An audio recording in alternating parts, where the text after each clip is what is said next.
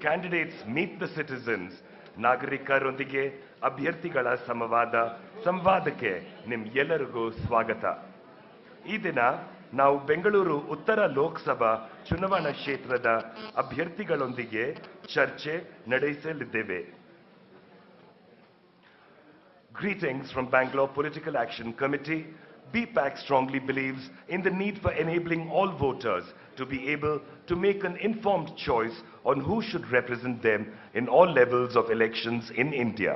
For the upcoming 2014 Parliament elections, BPAC presents the Parliament-level interaction for the Bangalore North Parliamentary constituency, where candidates from leading parties will interact with citizens and citizen groups in an interactive, non-confrontational conversation, enabling a free exchange of each candidate's views.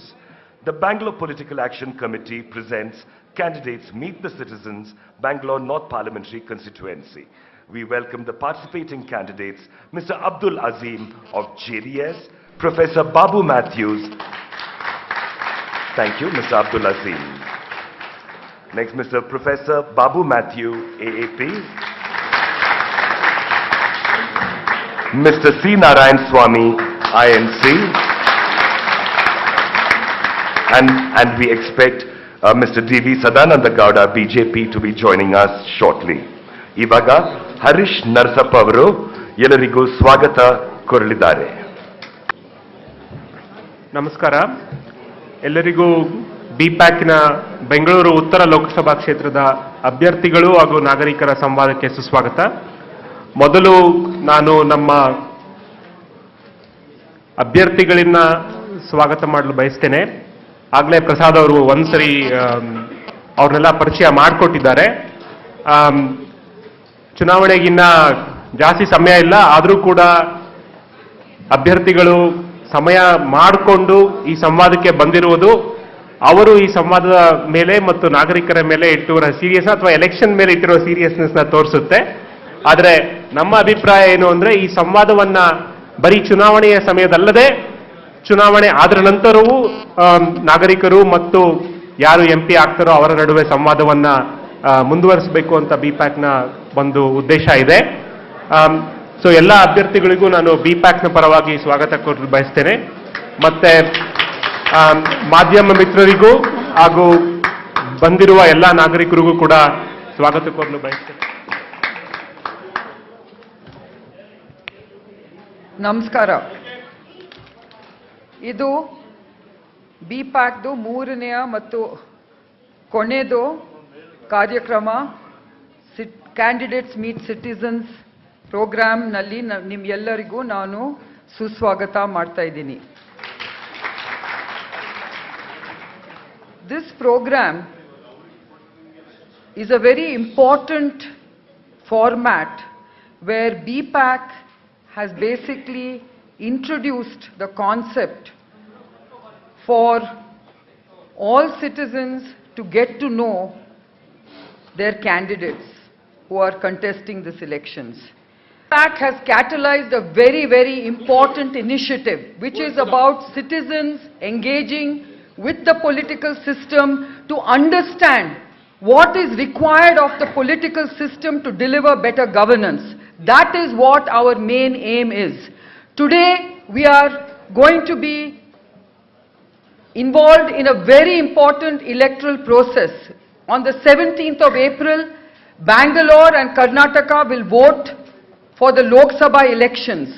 Today we are presenting before you candidates from Bangalore North constituency who are going to be standing for these very important elections.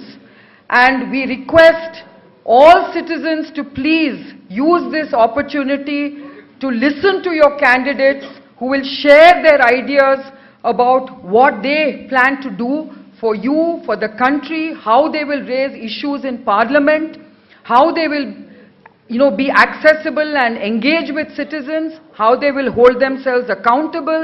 So these are going to be very, very important discussions.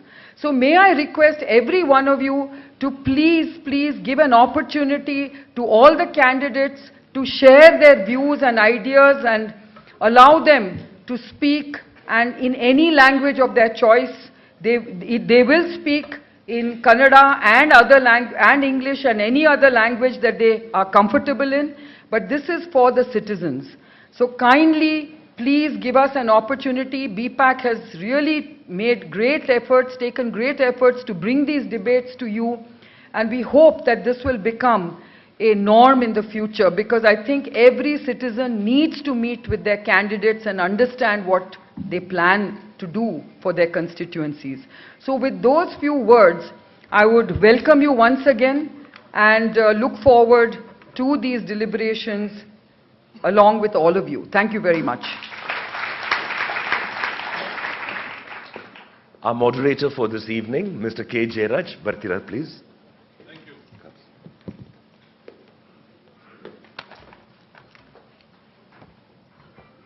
ಎಲ್ಲರಿಗೂ ನಮಸ್ಕಾರ.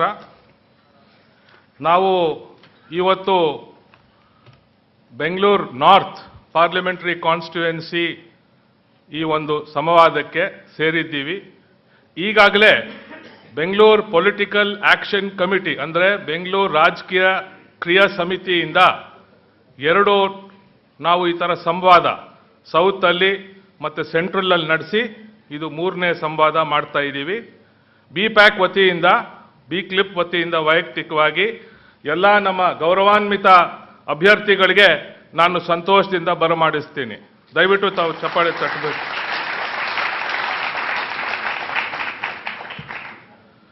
ಈ ಥರ ಸಭೆ ನಾವು ಯಾಕೆ ನಡೆಸ್ತಾ ಇದ್ದೀವಿ ಅಂತ ಕೇಳೋದು ಉತ್ತಮ. ಮುಂಬರುವ ಲೋಕಸಭಾ ಚುನಾವಣೆಗಳು ನಮ್ಮೆಲ್ಲರಿಗೂ ಬಹಳ ಒಂದು ಪ್ರಮುಖವಾಗಿರೋ ವಿಚಾರ.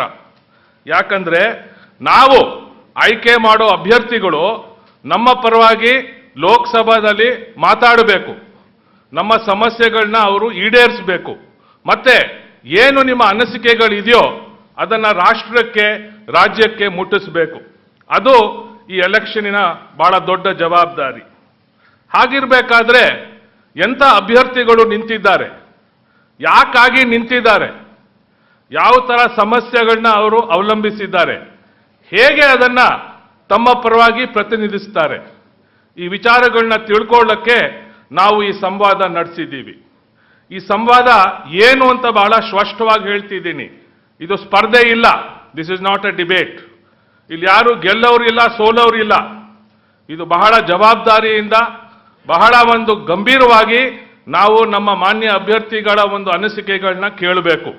ಹಾಗಿರ್ಬೇಕಾದ್ರೆ ನಿಮ್ಮಲ್ಲಿ ಒಂದು ಕಳಕಳೆಯಿಂದ ವಿನಂತಿ, ದಯಮಾಡಿ ಈ ಸಭೆ ನಡೆಸೋದಕ್ಕೆ ಅವಕಾಶ ಮಾಡಿಕೊಡಿ. ಏನಾದ್ರೂ ಅನಾನುಕೂಲ ಆದರೆ ದಯವಿಟ್ಟು ಕ್ಷಮಿಸಿ. ಆದರೆ ತಾವು ಕೋಪ ಮಾಡಿಕೊಂಡು ರೇಗಿದ್ರೆ ಈ ಸಮಾರಂಭ ಸಮರ್ಪಕವಾಗಿ ನಡೆಯೋದಿಲ್ಲ. ಆದ್ರಿಂದ I am making an earnest request to you to kindly help us in a constructive, responsible manner for this debate to be conducted, for this discussion to be conducted. ಇದರ ಫಾರ್ಮ್ಯಾಟ್ ಏನು ಅಂತ ಸೂಕ್ಷ್ಮವಾಗಿ ಹೇಳ್ಬಿಡ್ತೀನಿ. ನಾನು BPAC ವತಿಯಿಂದ ಮಾನ್ಯ ಅಭ್ಯರ್ಥಿಗಳಿಗೆ 3 ಪ್ರಶ್ನೆಗಳನ್ನ ಇಡ್ತೀನಿ. ಪ್ರತಿ ಪ್ರಶ್ನೆ ಕೇಳಾದ್ಮೇಲೆ ಮಾನ್ಯ ಅಭ್ಯರ್ಥಿಗಳು 3 ರಿಂದ 4 ನಿಮಿಷ ಅದಕ್ಕೆ ದಯವಿಟ್ಟು ಉತ್ತರ ಕೊಡಬೇಕು. ತಾವು 4 ನಿಮಿಷಕ್ಕಿಂತ ಹೆಚ್ಚು ಮಾಡಿದ್ರೆ ನಾನು ಬೆಲ್ ಹೊಡಿತೀನಿ, ಹಾಗೂ ಮೈಕು ಕಟ್ ಆಫ್ ಮಾಡಿಬಿಡ್ತೀನಿ. ಮೈಕ್ ಕಟ್ ಆಫ್ ಮಾಡಲ್ಲ, ಬಟ್ ನಿಮ್ಮಲ್ಲಿ ಪ್ರಾರ್ಥನೆ ದಯವಿಟ್ಟು 3 ರಿಂದ 4 ನಿಮಿಷದ ಒಳಗೆ ಇದನ್ನ ಮುಗಿಸ್ಬೇಕು ಅಂತ. 3 ಪ್ರಶ್ನೆಗಳಾದ್ಮೇಲೆ ನಾವು ತಮ್ಮ ಏನು ಕ್ವೆಶ್ಚನ್ಸ್ ಇದೆಯೋ, ಈಗಾಗಲೇ ನಮ್ಮ ವಾಲಂಟಿಯರ್ಸ್ ತಗೊಳ್ತಾ ಇದ್ದಾರೆ, ಅದನ್ನ ನಾವು ವಿಂಗಡಿಸಿ ನಮ್ಮ ಅಭ್ಯರ್ಥಿಗಳಿಗೆ ಆ ಪ್ರಶ್ನೆಗಳನ್ನ ಕೇಳ್ತೀವಿ. ಎಲ್ಲ ಪ್ರಶ್ನೆಗಳನ್ನ ಕೇಳಕ್ ಆಗೋದಿಲ್ಲ, ಒಬ್ರೊಬ್ಬರಾಗಿ ಕರೆದು ಹೇಳಕ್ ಆಗೋದಿಲ್ಲ. ಸಾಧ್ಯವಾದಷ್ಟು ನಾವು ಮಾಡಕ್ಕೆ ಪ್ರಯತ್ನ ಮಾಡ್ತೀವಿ. ಆ ಥರ ಒಂದು ಸಂವಾದ ನಡೆಸಿ 90 ನಿಮಿಷದಲ್ಲಿ ಇದನ್ನ ಮುಗಿಸಕ್ಕೆ ಪ್ರಯತ್ನ ಮಾಡ್ತೀವಿ. ಇನ್ನು ಮಾನ್ಯ ಸದಾನಂದ ಗೌಡರು ಬರಬೇಕಾಗಿದೆ. ಅವರು KR ನಗರಿಂದ, KR ಪೇಟಿಂದ ಬರ್ತಿದ್ದಾರೆ. ಅವರು ಬರೋ ಹಾಗೆ ಅದನ್ನು ಅವರು ಕೂಡ ಈ ಸಂವಾದದಲ್ಲಿ ಭಾಗವಹಿಸ್ತಾರೆ. ಸೊ ಇಷ್ಟು ಹೇಳಿ ನಾನು ಮೊದಲನೇ ಪ್ರಶ್ನೆಯನ್ನ ತಮ್ಮ ಮುಂದೆ ಇಡ್ತಾ ಇದ್ದೀನಿ. ಆಮೇಲೆ ತಾವು ದಯವಿಟ್ಟು ಅದಕ್ಕೆ ಉತ್ತರ ಕೊಡಬೇಕು. The first question is as follows. ಮುಂಬರುವ ಪಾರ್ಲಿಮೆಂಟ್ ಚುನಾವಣೆಯಲ್ಲಿ ತಾವು ಮೆಂಬರ್ ಆಫ್ ಪಾರ್ಲಿಮೆಂಟ್ ಆಗುವುದಕ್ಕೆ ನಿಮ್ಮ ಅರ್ಹತೆ ಏನು? What is your eligibility to be a member of parliament? ಯಾವ ಕಾರಣಗಳಿಗಾಗಿ ನೀವು ಜನರ ಪ್ರತಿನಿಧಿಯಾಗಬೇಕು ಅಂತ ಹೋರಾಟಿರುವಿರಿ? For what reasons do you want to be a representative of the public in the Bangalore North parliamentary constituency? So ಈ ಪ್ರಶ್ನೆಯನ್ನ ನಾನು ಮಾನ್ಯ ನಾರಾಯಣ ಸ್ವಾಮಿ ಅವರಿಂದ ಶುರು ಮಾಡ್ತೀನಿ. ನಾರಾಯಣ ಸ್ವಾಮಿ ಅವರೇ. ತಮ್ಮೆಲ್ಲರಿಗೂ ಕೂಡ ಧನ್ಯವಾದ. ವಿಶೇಷವಾಗಿ ಬಿಗ್ ಪ್ಯಾಕ್ಗೆ ನಾನು ಅಭಿನಂದನೆಗಳನ್ನು ಸಲ್ಲಿಸ್ತೇನೆ. ನನಗಿದೊಂದು ಅವಕಾಶ ಸಿಕ್ಕಿದ್ದಕ್ಕಾಗಿ. ನಾನು ಸಂಸದನಾಗಬೇಕು ಅಂತ ಯಾಕೆ ಬಯಸ್ತೇನೆ ಅನ್ನುವಂಥದ್ದು ಹೇಳೋದಾದರೆ, ನಾನು ಬೆಂಗಳೂರಿಗೆ ಹತ್ತಿರದ ಚನ್ನಹಳ್ಳಿ ಅನ್ನುವಂಥ ಗ್ರಾಮದಲ್ಲಿ ಹುಟ್ಟಿ ರೈತ ಕುಟುಂಬದಲ್ಲಿ ಬೆಳೆದು ಬಂದಂಥವನು. ಬೆಂಗಳೂರಿನ national high school, Saint Joseph's college, university law ಕಾಲೇಜ್ನಲ್ಲಿ ವಿದ್ಯಾಭ್ಯಾಸ ಮುಗಿಸಿ ಅಡ್ವೊಕೇಟ್ ಆಗಿ ನನ್ನ ಪ್ರೊಫೆಷನ್ನ ಶುರು ಮಾಡಿದಂಥವನು. ಮಧ್ಯೆ 35 ವರ್ಷಗಳಿಂದ ಸುಮಾರು ಸಾರ್ವಜನಿಕ ಕ್ಷೇತ್ರದಲ್ಲಿ PLD ಬ್ಯಾಂಕಿನ ಅಧ್ಯಕ್ಷನಾಗಿ ಕೆಲಸ ಮಾಡಿದ್ದೇನೆ. ತಾಲೂಕು ಪಂಚಾಯತಿ ಉಪಾಧ್ಯಕ್ಷನಾಗಿ ಕೆಲಸ ಮಾಡಿದ್ದೇನೆ. ಹಿಂದಿನ ಬೆಂಗಳೂರು ಗ್ರಾಮಾಂತರ ಜಿಲ್ಲಾ ಪರಿಷತ್ತಿನ ಅಧ್ಯಕ್ಷನಾಗಿ 5 ವರ್ಷ ಸೇವೆ ಸಲ್ಲಿಸಿದ್ದೇನೆ. ಈ ಮಧ್ಯೆ ಬೆಂಗಳೂರು ಕೇಂದ್ರವಾಗಿರುವಂಥ ಸ್ಥಾನದಲ್ಲಿ Karnataka state food and civil supplies corporation chairman ಆಗಿಯೂ ಕೂಡ ಪಡಿತರ ವ್ಯವಸ್ಥೆ ಬಗ್ಗೆ ಕೆಲಸ ಮಾಡಿದ್ದೇನೆ. ಮತ್ತು ಇನ್ನೂ ಒಂದು ಹೆಜ್ಜೆ ಮುಂದೆ ಹೋಗಿ I was once elected to the 11th Lok Sabha from the same Bengaluru North Lok Sabha constituency. Lok Sabha ಸದಸ್ಯನಾಗಿ, ಸಂಸದನಾಗಿ ನಾನು ಇಡೀ ಬೆಂಗಳೂರು ಲೋಕಸಭಾ ಕ್ಷೇತ್ರ ವ್ಯಾಪ್ತಿಯ, ಉತ್ತರ ಲೋಕಸಭಾ ಕ್ಷೇತ್ರ ವ್ಯಾಪ್ತಿಯಲ್ಲಿ ನಿಕಟವಾದಂಥ ಸಂಪರ್ಕ ಇಟ್ಕೊಂಡಿದ್ದೇನೆ. ಇದು ಒಂದು ರೀತಿಯಲ್ಲಿ ನಾನು ಭಾಳ ಅಭಿಮಾನದಿಂದ, ಹೆಮ್ಮೆಯಿಂದ ಹೇಳುವಂಥ ಮಾತು, ನಮ್ಮ ಇಡೀ ರಾಷ್ಟ್ರದ ಪ್ರತಿಬಿಂಬ ಇದು. ರಾಷ್ಟ್ರದಲ್ಲಿರುವಂಥ ವೈವಿಧ್ಯತೆ ಇದೆ, ಡೈವರ್ಸಿಟಿ ಇದೆ. ಎಲ್ಲ ಜಾತಿ ಮತ್ತು ಭಾಷಾ ಸಮುದಾಯಗಳು ಈ ಮಹಾನಗರದಲ್ಲಿವೆ. ಇನ್ನೊಂದು ವಿಶೇಷ ಅಂತಂದರೆ, ಇದೊಂದು ದೊಡ್ಡ ಕ್ಷೇತ್ರ. 8 ವಿಧಾನಸಭಾ ಕ್ಷೇತ್ರಗಳನ್ನು ಒಳಗೊಂಡಂತೆ ಗ್ರಾಮಾಂತರ ಪ್ರದೇಶನೂ ಇದೆ, ಪಟ್ಟಣ ಪ್ರದೇಶ ಇದೆ, ಮಹಾನಗರ ಪಾಲಿಕೆ ವ್ಯಾಪ್ತಿಗೆ ಬರುವಂಥ ಹಳೆ ಬೆಂಗಳೂರಿನ ಭಾಗಗಳು ಕೂಡ ಇದರಲ್ಲಿ ಸೇರಿಕೊಂಡಿವೆ. ನಾನು ಮೊದಲಿಂದಲೂ ಕೂಡ ಅಧಿಕಾರ ವಿಕೇಂದ್ರೀಕರಣ ವ್ಯವಸ್ಥೆ ಪರವಾಗಿ ಕೆಲಸ ಮಾಡಿದಂಥವನು. Devolution of powers to the grass roots. ಅದರಲ್ಲಿ ನಾನು ರಾಜೀವ್ ಗಾಂಧಿ ಪ್ರತಿಷ್ಠಾನದಲ್ಲಿ ಸುಮಾರು 10 ವರ್ಷಕ್ಕೂ ಮೇಲ್ಪಟ್ಟು task force on panchayat Raj ಅಂತೇಳಿ ಪಂಚಾಯತ್ ರಾಜ್ ಕಾರ್ಯಪಡೆಯ ಸದಸ್ಯನಾಗಿ ಕೆಲಸ ಮಾಡಿದ್ದೇನೆ. ಮತ್ತು ಮೊದಲ UPA ಸರ್ಕಾರದಲ್ಲಿ central advisory committee in the ministry of panchayat ರಾಜಲ್ಲಿ ಸದಸ್ಯನಾಗಿ ಕೆಲಸ ಮಾಡಿದ್ದೇನೆ. ಭಾಳ ಮುಖ್ಯವಾಗಿ I believe formally that development can effectively take place with the active involvement of the people themselves in the process of planning, development and implementation of programs. Hagagi, so decentralization has a special place in this country. Devolution of powers and decentralization of planning is also a must. ಅದಕ್ಕಾಗಿ ನಾನು ನನ್ನ ಜವಾಬ್ದಾರಿಯನ್ನು ನಿರ್ವಹಣೆ ಮಾಡುವಂಥ ಸಂದರ್ಭದಲ್ಲೇ ವ್ಯವಸ್ಥೆಯಲ್ಲಿ ಬದಲಾವಣೆ ಆಗಬೇಕು ಅಂಥೇಳಿ ರಾಷ್ಟ್ರ ಮಟ್ಟದಲ್ಲಿ ಕೆಲಸ ಮಾಡಿದ್ದೇನೆ. ದಿವಂಗತ ರಾಜೀವ್ ಗಾಂಧಿಯವರು ಪ್ರಧಾನಿಯಾಗಿದ್ದಂಥ ಸಂದರ್ಭದಲ್ಲೂ ಕೂಡ ಅವರು ಸಂವಿಧಾನ ತಿದ್ದುಪಡಿ ಮಾಡಬೇಕು ಅಂಥೇಳಿ 64ನೇ ಸಂವಿಧಾನ ತಿದ್ದುಪಡಿ ಮಸೂದೆ ತಂದಂಥ ಸಂದರ್ಭದಲ್ಲಿ ಸಕ್ರಿಯವಾಗಿ ಅವರೊತ್ತಿಗೆ ಸಹಕರಿಸಿದ್ದೇನೆ. ಮತ್ತು ಅವರ ಅಧಿಕಾರದ ಅವಧಿಯಲ್ಲಿ ಅದು ಸಾಧ್ಯ ಆಗಲಿಲ್ಲ. ಒಂದು ಮತದ ಕೊರತೆಯಿಂದಾಗಿ ರಾಜ್ಯಸಭೆಯಲ್ಲಿ ಅದು ಬಿದ್ದು ಹೋಯಿತು. ನಂತರದಲ್ಲಿ ಮನೆ PV ನರಸಿಂಹರಾವ್ ಪ್ರಧಾನಮಂತ್ರಿ ಕ್ಷಮಿಸಬೇಕು. ಹಾಗಾಗಿ ನಾನು ಈ ಕ್ಷೇತ್ರದಲ್ಲಿ ಚಿರಪರಿಚಿತನಾಗಿದ್ದೇನೆ. ಇಲ್ಲಿ ಲೋಕಲ್ ಕ್ಯಾಂಡಿಡೇಟ್ ಆಗಿದ್ದೇನೆ. ಐ ಕಮ್ ಅಪ್ ಥ್ರೂ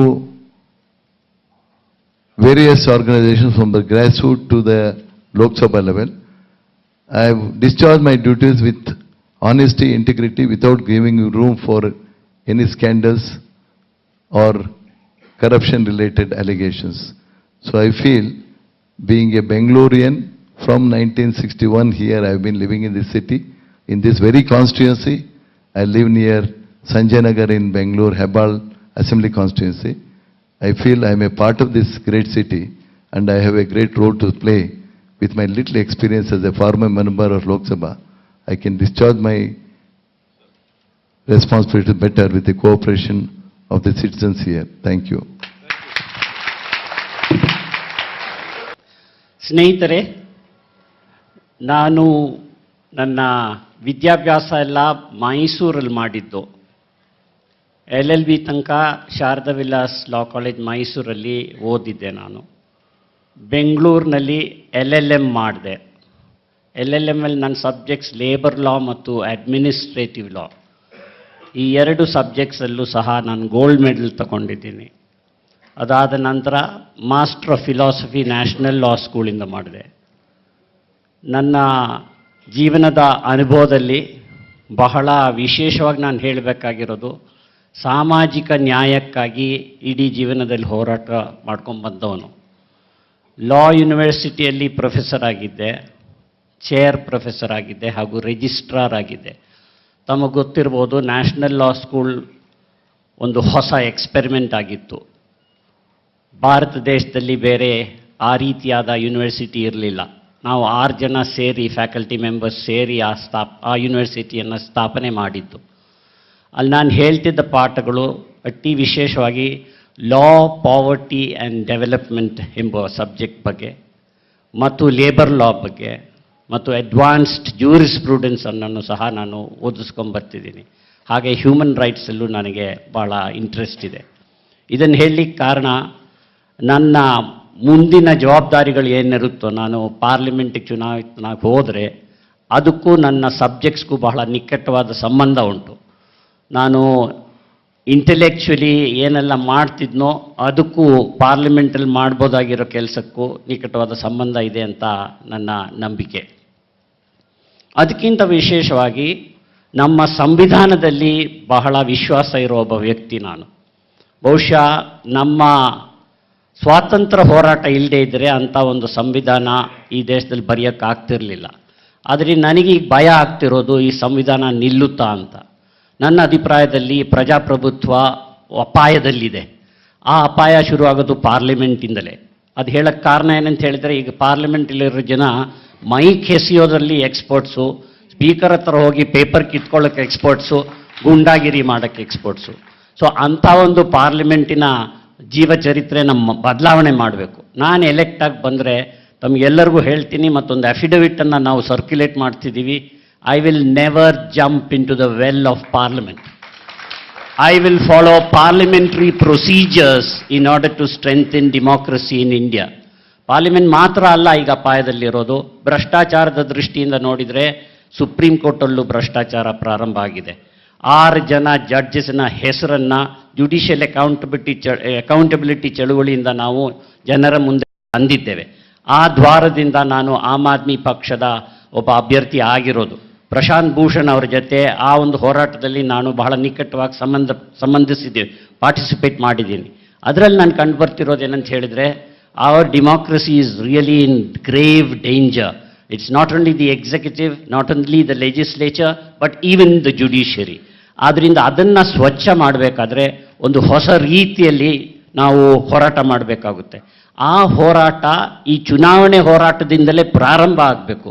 ಆ ಕಾರಣದಿಂದ ನಮ್ಮ ಪಕ್ಷದ ನಿಯಮ ಏನಂತ ಹೇಳಿದರೆ, ಅಭ್ಯರ್ಥಿ 1 ರೂಪಾಯಿನೂ ಖರ್ಚು ಮಾಡೋ ಹಾಗಿಲ್ಲ ಚುನಾವಣೆಗೆ. ಕಾರಣ, ಯಾರಾದರೂ ಅಭ್ಯರ್ಥಿಗಳು ಚುನಾವಣೆಯಲ್ಲಿ ಕೋಟ್ಯಾಂತರ ರೂಪಾಯಿ ಹಾಕಿದರೆ ಅವರ ಉದ್ದೇಶ ಅದೊಂದು ಇನ್ವೆಸ್ಟ್ಮೆಂಟ್, ಅದಕ್ಕೆ ರಿಟರ್ನ್ಸ್ ಬರಬೇಕು ಅಂತ ಕಾಯ್ತಿರ್ತಾರೆ. ಆ ಕಾರಣದಿಂದ ಒಂದು ಪಕ್ಷದಲ್ಲಿ ಒಳ್ಳೆಯ ಅಭ್ಯರ್ಥಿ ಇರ್ಬೋದು, ಆದರೆ ಆ ಪಕ್ಷಗಳು ಇವತ್ತು ಭಾರತ ದೇಶದಲ್ಲಿರುವ ಮೇನ್ ಸ್ಟ್ರೀಮ್ ಪಕ್ಷಗಳು ಎಲ್ಲ ಭ್ರಷ್ಟಾಚಾರದಲ್ಲಿ ಮುಳುಗಿದೆ. ಅದಕ್ಕೆ ಸಾಕಷ್ಟು ಉದಾಹರಣೆಗಳಿದೆ. ಅದು ಕ್ಷಮಿಸಬೇಕು, ಕಾಂಗ್ರೆಸ್ ಪಕ್ಷ ಆಗಲಿ BJP ಪಕ್ಷ ಆಗಲಿ, ಎರಡರಲ್ಲೂ ಸಹ ನಾವು ಕಾಣ್ತಿರೋದು ಆ ರೀತಿಯಾದ ಭ್ರಷ್ಟಾಚಾರ. ಆದ್ದರಿಂದ ಆಮ್ ಆದ್ಮಿ ಪಾರ್ಟಿಯ ಒಂದು ಇತಿಹಾಸ, ಆ ಒಂದು ಹೋರಾಟದ ಒಂದು ದಾರಿ, ಅದರಿಂದ ತಾವು ತಿಳಿಬೇಕಾಗಿರೋದು ಏನಂತ ಹೇಳಿದರೆ, ಭ್ರಷ್ಟಾಚಾರವನ್ನು ಸಂಪೂರ್ಣವಾಗಿ ನಾವು ವಿರೋಧ ಮಾಡ್ತೀವಿ. ನನ್ನ ಇಡೀ ಜೀವನದಲ್ಲಿ ಭ್ರಷ್ಟಾಚಾರದಿಂದ ನಾನು ದೂರ ಇದ್ದ ಒಬ್ಬ ವ್ಯಕ್ತಿ. ನಾನು ಟ್ರೇಡ್ ಯೂನಿಯನ್ನಲ್ಲಿದ್ದೆ. ಟ್ರೇಡ್ ಯೂನಿಯನ್ ಮುಖಾಂತರ ಬೆಂಗಳೂರು ನಗರದಲ್ಲಿ ಹಲವಾರು ಒಪ್ಪಂದಗಳನ್ನು ಮಾಡಿದ್ದೀನಿ. ಆ ಒಪ್ಪಂದಗಳು ಮಾಡಿರೋ ಆಧಾರ ಏನಂತ ಹೇಳಿದರೆ, ಒಂದು ಕಡೆ ಕಾರ್ಮಿಕರಿಗೆ ಅನುಕೂಲ ಆಗಬೇಕು, ಇನ್ನೊಂದು ಕಡೆ ಮ್ಯಾನೇಜ್ಮೆಂಟ್ಗೆ ಒಳ್ಳೆ ಪ್ರೊಡಕ್ಷನ್ ಮತ್ತು ಪ್ರೊಡಕ್ಟಿವಿಟಿ ಬರಬೇಕು. ಆ ರೀತಿಯಾದ ಒಪ್ಪಂದಗಳು ಮಾಡಲಿಕ್ಕೆ ಕಾರಣ ಏನಂತ ಹೇಳಿದರೆ, ನನ್ನ ಯಾರೂ ಕೊಂಡ್ಕೊಳ್ಳೋಕ್ಕಾಗಲಿಲ್ಲ. Therefore, my life in Aam Aadmi Party is a continuation of what I practiced in the trade union movement. ಮತ್ತು ನನಗನ್ಸುತ್ತೆ ಬೆಂಗಳೂರು ನಗರದಲ್ಲೂ ಸಹ ಇದೊಂದು ಬಹಳ ವಿಶೇಷವಾದ ಅಗತ್ಯವಾಗಿರೋ ಅಂಶ ಏನಂತ ಹೇಳಿದರೆ, ಖಂಡಿತವಾಗಲೂ there is need for decent working conditions for everybody who earns a living from work. ಅದಕ್ಕೆ ಬೇಕಾದ ನನಗೆ ಲೇಬರ್ ಲಾ ಸಾಕಷ್ಟು ಗೊತ್ತಿರೋದ್ರಿಂದ ಆ ಕೆಲಸವನ್ನು ಜವಾಬ್ದಾರಿಯಾಗಿ ನಾನು ನಿರ್ವಹಿಸಲಿಕ್ಕಾಗುತ್ತೆ. ಪಾರ್ಲಿಮೆಂಟಲ್ಲಿ ಕಾನೂನು ಮಾಡೋ ವಿಷಯದಲ್ಲಿ ನನಗೆ ಸಾಕಷ್ಟು ಪರಿಣಿತಿ ಇದೆ. ಈಗಾಗಲೇ 2-3 ಕಾನೂನನ್ನು ಮಾಡುವ ಶ್ರಮದಲ್ಲಿ ಸಂಪೂರ್ಣವಾಗಿ ಭಾಗವಹಿಸಿ ಸ್ಟ್ಯಾಂಡಿಂಗ್ ಕಮಿಟಿ ಮುಂದೆ ಡಿಬೇಟ್ಸಲ್ಲಿ ಪಾರ್ಟಿಸಿಪೇಟ್ ಮಾಡಿ ಆ ಕಾನೂನನ್ನು ಈಗಾಗಲೇ ಜಾರಿ ಬಂದಿರೋ ಒಂದು ಅನುಭವ ನನಗಿದೆ. ಆ ರೀತಿಯಾದ 3-4 ಕಾನೂನನ್ನ ಫಾರ್ಮ್ಯುಲೇಟ್ ಮಾಡಲಿಕ್ಕೆ ಮತ್ತು ಅಮೆಂಡ್ಮೆಂಟ್ಸ್ ತರಲಿಕ್ಕೆ ಮತ್ತು ಜಾರಿಗೆ ತರಲಿ ಒಂದು ಪ್ರಯೋಗದಲ್ಲಿ ನಾನು ಸಂಪೂರ್ಣವಾಗಿ ಭಾಗವಹಿಸಿದ್ದೇನೆ. ವಿಶೇಷ ಒಂದರ ಬಗ್ಗೆ ಹೇಳಬೇಕು, prevention of sexual offences against children. ಆ ಕಾನೂನು ಮಾಡೋದರಲ್ಲಿ ಸಂಪೂರ್ಣವಾಗಿ ನಾನು ನಾಯಕತ್ವ ತಗೊಂಡಿದೆ. That has already become the law of the land. Jayaraj ಅವರು ಬೆಲ್ ಹೊಡೆಯೋಕ್ಕೆ ಹೋಗ್ತಿದ್ದಾರೆ, ಅದಕ್ಕಿಂತ ಮುಂಚೆ ನಿಲ್ಲಿಸ್ಬಿಡ್ತೀನಿ. ಎಲ್ಲರಿಗೂ ನನ್ನ ನಮಸ್ಕಾರಗಳು. Good evening you all. At the outset, I am thankful to the BPAC committee for having invited me for this debate. Your intention is very clear. You want to make the voters to understand their candidate, their abilities and their concerns. Member of the Parliament ಆಗಬೇಕಾದ್ರೆ we need 5 important qualities. Number 1, your candidate must be well educated. Number 2, he should be well experienced. He should have administrative ability. Number 4, he should have concern for the society and concern for the nation. Number 5, at the same time, he should be an honest man. Now, ಈ 5 qualities I will enjoy all these 5 qualities. Number 1, I am MA in economics. In 1975, I did my MA in economics from Bangalore University, Central College. My professor was Mr. Venkatgiri Gowda, who was then 7 economists in the world.